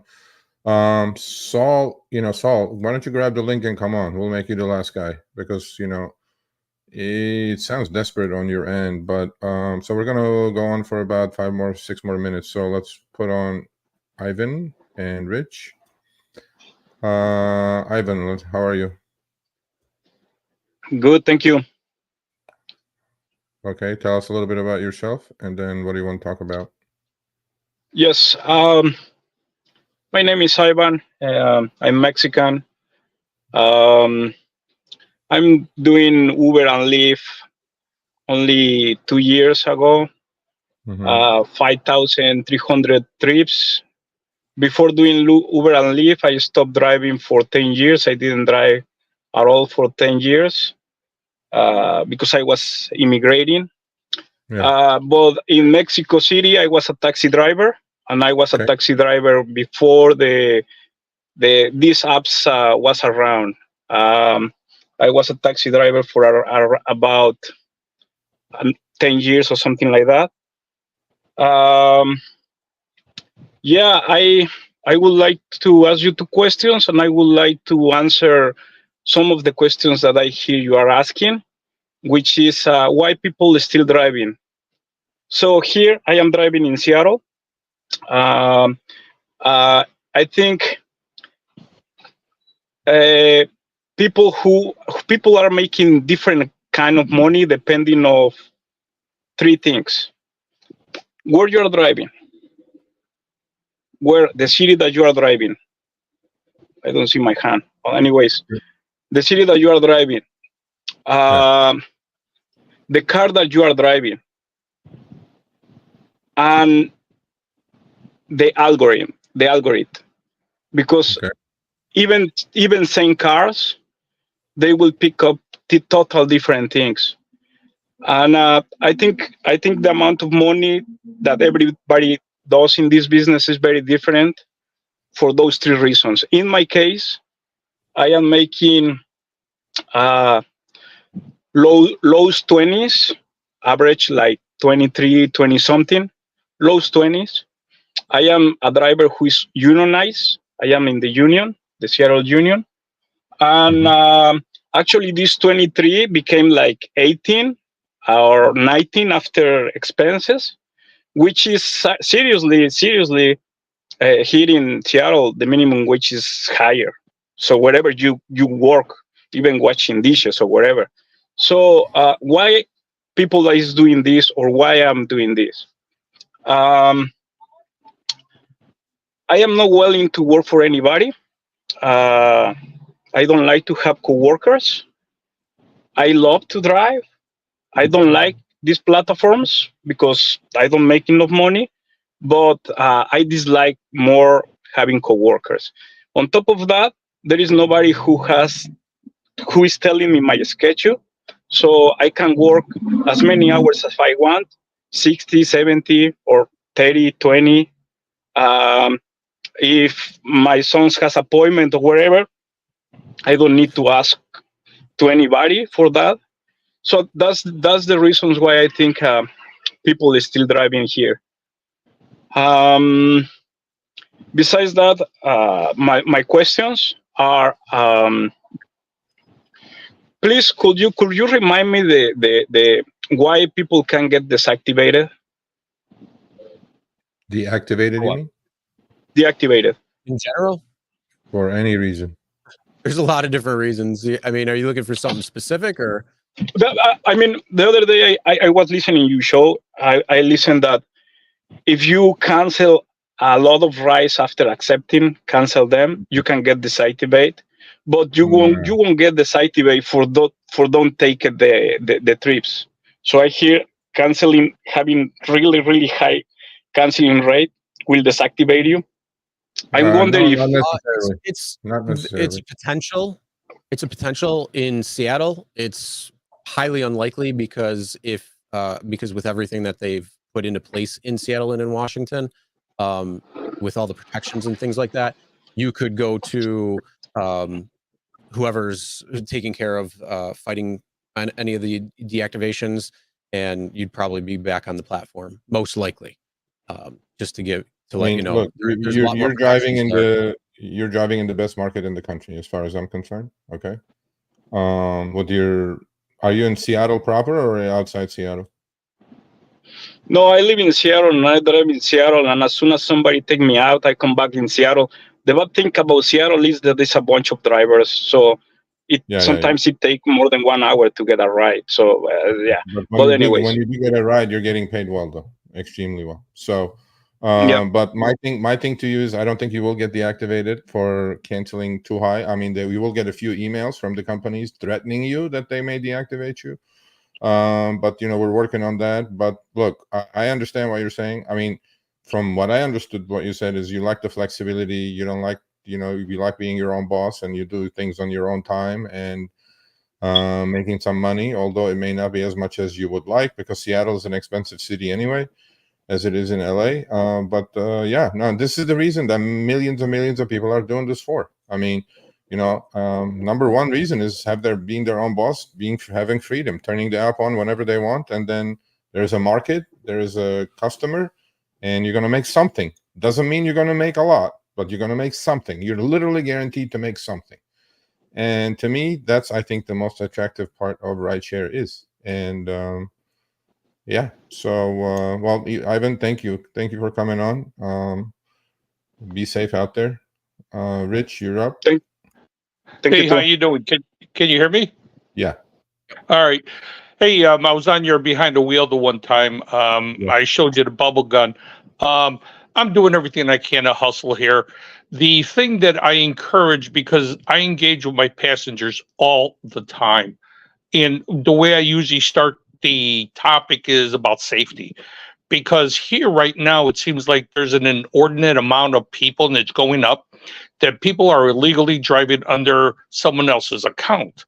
Yeah. This is what I'm being told by a lot of people. And so I tell them, if you ever see this, don't roll the dice, because as I understand what had happened based on what was shared with me by previous passengers during the DNC, that 2 people were dropped off in an area, and as soon as they got out, they were robbed. And so it screams setup to me. Then I met the HR of one of the people that had happened to, and she told me about the nightmare of what it was, that because they had their wallet, they hacked into their account. And so it's a real nightmare. And I tell people, look, I encourage you to always look at the face of the driver. Don't ever get in. But if you get in, you realize it's a different person, tell them you forgot something, get out, cancel the ride, call the complaint to Uber or Lyft, and tell them you're going to notify the city, the BACP, and let them know. If we put enough pressure on these people to make meaningful change safety-wise, maybe we can get rid of a lot of these illegal drivers, because it happens at the airport and it happens at big events. But I also tell them, if you get in and you forget to check, and all of a sudden you're well into the trip and you realize that someone different, what I suggested them to do is to tell them you got to go, you have a sudden urge to go to the bathroom, tell them you got to go to the bathroom or you're about to get sick, get out, cancel the ride. It's not worth the risk. Is it worth the cancellation fee? I think it is, but you could always challenge it if you call in the complaint. You've been doing this for a while, right? From what I can recall. Yeah, I'm fast approaching 45,000 trips now. Okay, why do you keep doing it? Well, because of a number of different things. One of the things is that I have a small wellness practice, and so I engage with a lot of my passengers, and I share different perspectives on how to move through the difficult things that they do. I didn't want to bring it up because I didn't want you to believe I was using this to promote myself. I have a lot of wonderful experiences with a lot of my passengers. Okay. Some of the things that they share with me, I share them a different perspective to hopefully help them move through it. I'm able to. I'm sorry. Go ahead. You're going to say something. No, I know. I said, I accept it. I mean, I'm really, really curious why people keep doing it, and because at some point, to me, the definition of insanity is doing the same thing over and over, expecting different results, right? And and I see that quite a bit, and I see that, and then I see these companies having more drivers than ever, literally 50% more than last year. So I'm going like, well, I must be the idiot in the room. I'm missing something here, So anyway. Yeah. Well, for me, there are a couple of different things. One, now I drive an MDX, and so I'm able to sustain not active hours, online hours. I'm able to hover around $32, $33 an hour, which isn't bad. Given Chicago, they use the ridiculous upfront pricing. So there's a strategy I stick to. There's an area I stay in, but I do cherry pick. I won't take everything. The Lyft, they've really gone downhill. Okay. They're dropping their fares incredibly so much that I'm driving back for Uber again, but I'm sustaining around 33 in the low $30s an hour. A few days ago, I hovered around $40 an hour. Okay, cool. So, well, I mean, look, it fits your bill. You do it. I appreciate you coming on because we gotta go. We got a hard stop coming up in a couple of minutes. But yeah, I mean, you stay safe out there. And I just really eye opener for me why a lot of people do it and they hate doing what they do. But it doesn't seem like you're one of those. So I appreciate you coming on. No problem. Thanks for your work. I appreciate you both. All right. Thank you, guys. All right. All right. So we're gonna do this. I enjoy this. I think we should do this more often. Seriously, we haven't done it for a while. I think we should do it more often. I want to hear from different folks, different, whatever floats their boat, and so there were a couple of questions we're gonna answer. Well, one I'm gonna answer. There was actually 3. Okay. Today's show is about talking a bunch of nonsense. Nonsense is not spelled that way, Dennis. 0 solutions to ignore every comment. This is going to be my last show, and unsubscribe. Please feel free to do so. Bye. Have a nice day. Why am I doing it if the pay isn't worth it? A question that Serge kept asking, and I started thinking. Ride sharing is a side gig, nothing more. Much respect. Friday. Much respect. Good luck on your venture. Absolutely. And if you're using Rideshare as a side gig, you make extra money. This one is for you, buddy. I think it's easy to tell others to pick up other gig, but most drivers are living, yes, but they put themselves there first. Okay, don't forget that, Saul. That's why I wanted you to come on. They put themselves there first. You got there on your own. Nobody put you there, and now you're struggling. And I understand. And are living paycheck to paycheck or worse, 70, 80 a week is not cutting it. When yes, I agree. That's why, this is the vicious cycle that you all think you're trapped in some hamster wheel and you can't do anything more. I think a human can do anything. I'm not trying to be this, the rah-rah guy. I know the reality. Okay. I drove last week. I see the reality. But I think a lot of people don't give themselves enough credit that they think this is it. This is the only prison that they can be in. No, try something else and fail at it. But it's easy for me to say. It comes down to a mindset, and it all comes down to a mindset. Like you gotta change your mindset. If you start looking, saying, hey, first of all, you might be driving 80 hours online, but let's face it, you're not utilized at 70, 80 hours. Yeah. You're going to be much less than that. So that time that you're there, that you're not doing anything, you can figure out other things to do as well too that can help you figure something else out. But start doing private clients. Just make sure that you do it the proper way, so you get the proper insurances. You make sure you follow any of the regulations that you need to follow, if that's what you want to do. If you want to do something else, but you got to ask yourself. You really got to ask yourself: is driving 78 hours worth it? Or could you find something else that you could do for 40 hours and you just gained 40 hours more? Literally, you just gained 40 hours back of your life. One thing we're not going to get back, Chris. Drive for 20 hours, and now you're only working 60 hours. So there's a lot of you gotta stop thinking, hey, this is the only thing I can do, or whatever. Desperation, is a bitch, because the problem with desperation is, you feel like you can't do anything. You feel like you're backed into a wall. But you know what a dog does when it's backed into a wall? It fights. So start fighting. Yeah. Well, here's a comment. He goes, it's easy to get, well, a lot of them do. a lot of them complain and keep doing it. I keep telling them, we're a rideshare channel. We need rideshare drivers on the channel. I keep telling them, why you keep doing it? Just stop doing it. Because it's not good for your mental health, not good for your physical health, and obviously it's not good for your financial health, because most of them are broke. And my point is, yes, it's easy for me to say do something else, but because I have a backup plan and I'm doing other things. I've always done other things, put 4, 5, 6 different pans on fire, but people just don't want to take a risk. You have to take a risk in life, man. Rideshare is not, be all and everything that you're about. That's our message, but one more, shared comment.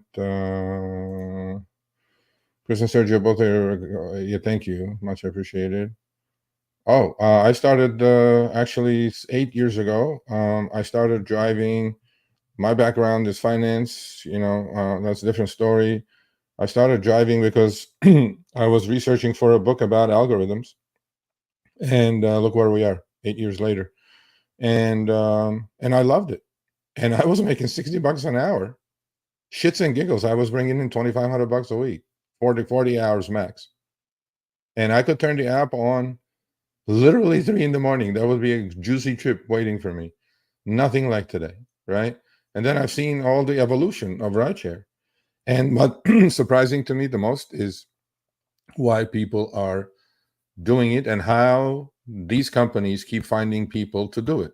And I never, ever, ever thought that it would get here, that they would have 50% more drivers than they would have the year before.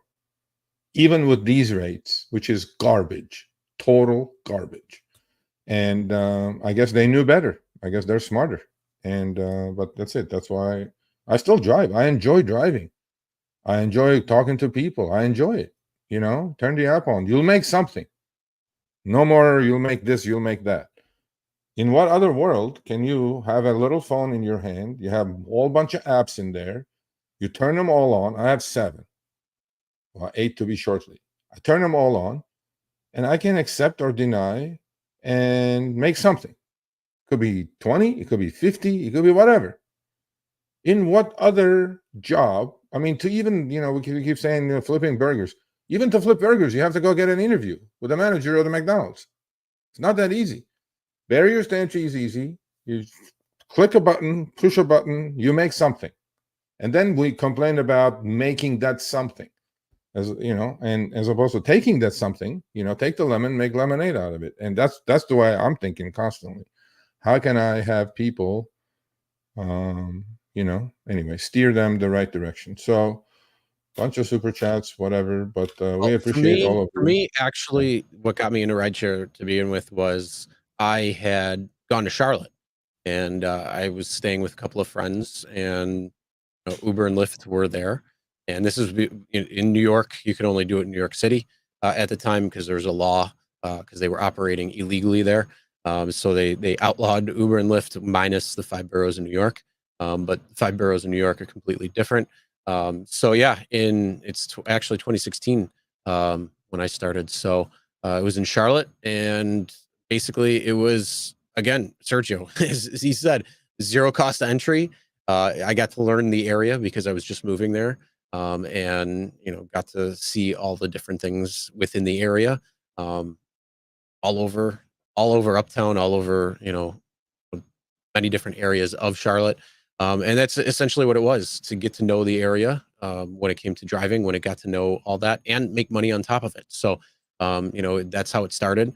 And then, you know, a couple of things changed in my life. So instead of staying in Charlotte, I went to New York City. And then after that, I came back to Buffalo.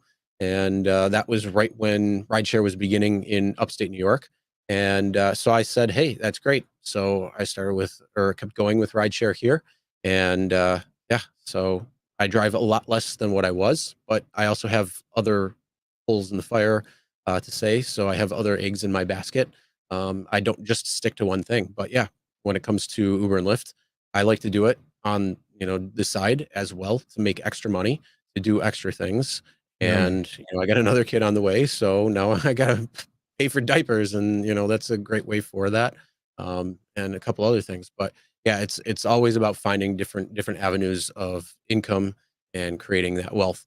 Like I said, it's always been a side hustle to me, and that's how I treated it. So I've always kept my options open for other things, and that's kind of how I got here, where I am today. Yeah, no, I mean, you know, most of you are, and more importantly, I mean, you know, what we have tried to do in this channel is make some business sense out of rideshare, right? Because when I first showed up here, a lot of people were doing like, I'm just putting gas in my car and go. It's not that simple, man.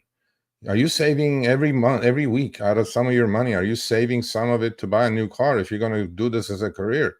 Not too many people are doing it, and then they and then they fall into the trap of rentals. And then rentals are another thing, disaster, unless you live in Rhode Island, like that guy who can make the rental in a day, which I'm not buying that anyway. But my point is, please do it with some sense and sensibility. Save some money, invest your money, do something, even $10, $20 a week. You got to think of your future. Rideshare is always going to be there. And to me, a lot of people are doing it blindly. A lot of people are doing it because, you know, they just like the money, I guess. But at the end, you got to show something. You got to show something, right? If that's a bad back and a broken car after a year and 70,000 miles, we don't want you guys being there. We want you to, you know, figure all these things out. And I love these discussions, man. I'm definitely game to do these things for at least once every couple of months, to be honest with you guys. You know, somebody asked, why can't Uber and Lyft do what rides do? That's where is rides? Uber and Lyft is 6 billion market cap. Uber is 180 billion because there's no profit in what rides do. You know what I mean? That's exactly why Uber and Lyft will not do what rides do, because rides doesn't have a take rate. I wouldn't get that Lilius. I would not get that Robovan. Yeah. Hell no. My other channel is, it's got the third row, so I got more than enough seats. my other channel is at Sergio Avedian, just like my name on YouTube. You go check it out. We put out really great, at least not advice, but information and education about financial freedom. This ain't going to get you to financial freedom, but if you can save $20, $30, $50, $100 a month, then you guys will understand. So where that money goes. That guy had no respect, Sergio. No, I would just put those up just to entertain ourselves, buddy. I'm not worried about those people. They're coming, they go. All right, so thank you for the super chat. Appreciate it. Thank Greg you, as Sean. well. Craig, thank you for being a member for 15 months. Awesome. Madvite, thank you. Laundry Philosopher, awesome. Will Connor, thank you. And Will, thanks for 6 months. Oh, 17 months right here. Damn. Nice. Yeah. All right. Well, thank you, anything last before we wrap this up? No. So please go to the newsletter. Sign up. It's free. Please go check out my finance channel at Sergio Avedian. That's free. And you know, I know that stuff 10x more than I know this stuff. And if I can pay it forward and get you guys out of this hamster wheel, that's why I did that. So you know, check it out. There is no money in YouTube. Chris is the manager there. We just made, how much money did we make yesterday? $1.25? Something like that. What were we talking about? Madvite, thank you for becoming a member. Appreciate that. Thank you. Yeah, what were we talking about last? I don't know, a couple of days ago. If you take $100 a week and put it in this S&P 500, not week, not week. $100 a month, not week. Oh, $100 a month. A month. Yeah. Yeah, $100 a month. Save $100 a month. Put it in the S&P 500 ETF. In 40 years, you will have $1.25 million. Believe me. Now you're all going to say, "Well, I'm already 40." Okay, do it for 30 years. You'll have $700,000. $100 a month. A month. Don't go to Starbucks. Don't go to eat junk food. Save all that garbage. Put it in an S&P 500. High, low, sideways. It doesn't matter. Yeah. Instead of going to Chipotle every day, go to different places and just make your own fucking sandwich. How about that? Go to the grocery store. Yeah, go to the grocery store, buy some bread, fry some turkey. You got turkey sandwiches for the week, and there you go. And then that way, it's only going to cost you $10 instead of $10 every time you go to Chipotle. Bro, we spend so much money frivolously, Chris. We spend so much money frivolously because we love it. Thank you for becoming a member. Appreciate it. We like the convenience of this shit, you know? Every time you go through a drive-through at Starbucks, it's $7 latte you're paying. Okay, get it once a week instead of 4 times a week. Take that money, save it, put it into an investment fund, put it into a Roth IRA. So that's what I talk about on the other channel. This ain't going to get you to financial freedom, okay? Guaranteed. Not going to happen. It's going to get you to a bad back, bad mental state, and a broken car, period. Well, maybe, but you got to start working out. you got to do that. You got to take care of yourself. Anyway, much love to all of you. Thank you for joining. Please stay safe. Alan, thank you. Appreciate that. If you guys are around LAX on the 23rd, come on down. I'll be there 11:30 to 1:30. Let's say there's going to be a taco truck, food, free food. Please show up, say hello. That is true. That is true. Yeah. Don't eat bread. It is very toxic. The last 2 years, you're looking 20 years younger. The last 2 years, I'm looking 20 years older because I get all these goddamn depressing emails, bro, and deal with these companies. That's why. Well, you know, that's the I will go strictly, go to whatever works for you. For me, it is carnivore. That's mine. Yeah, Dr. Berg is I watch most of his videos every morning. Actually, I can't wait to make the yogurt that he was talking about. I think it was like 2 or 3 days ago. Amazing interview. But yes, honestly, skip the bread. You don't need the bread. It's not good for you. Go get the turkey. Go get bags of turkey. Roll it up. There you go. Eat that. Go get some eggs. Go get some let me tell you tuna something. fish, You know, whatever it might be. Just don't open your tuna fish in the car because it'll stink and you don't want to piss do off the whatever passengers. Chris is doing. Do whatever Chris is doing. It's working. He's looking younger and younger. So I'm going to say hocus pocus. Everybody take a shot, and then if you're driving, please don't do it. So all these companies are hocus pocus. We'll see you guys next Tuesday. I got to run. Much love. Stay safe. And yeah, that's it. My hat's off to you all. All right. Have a great rest of your day, week. We'll see you guys next week.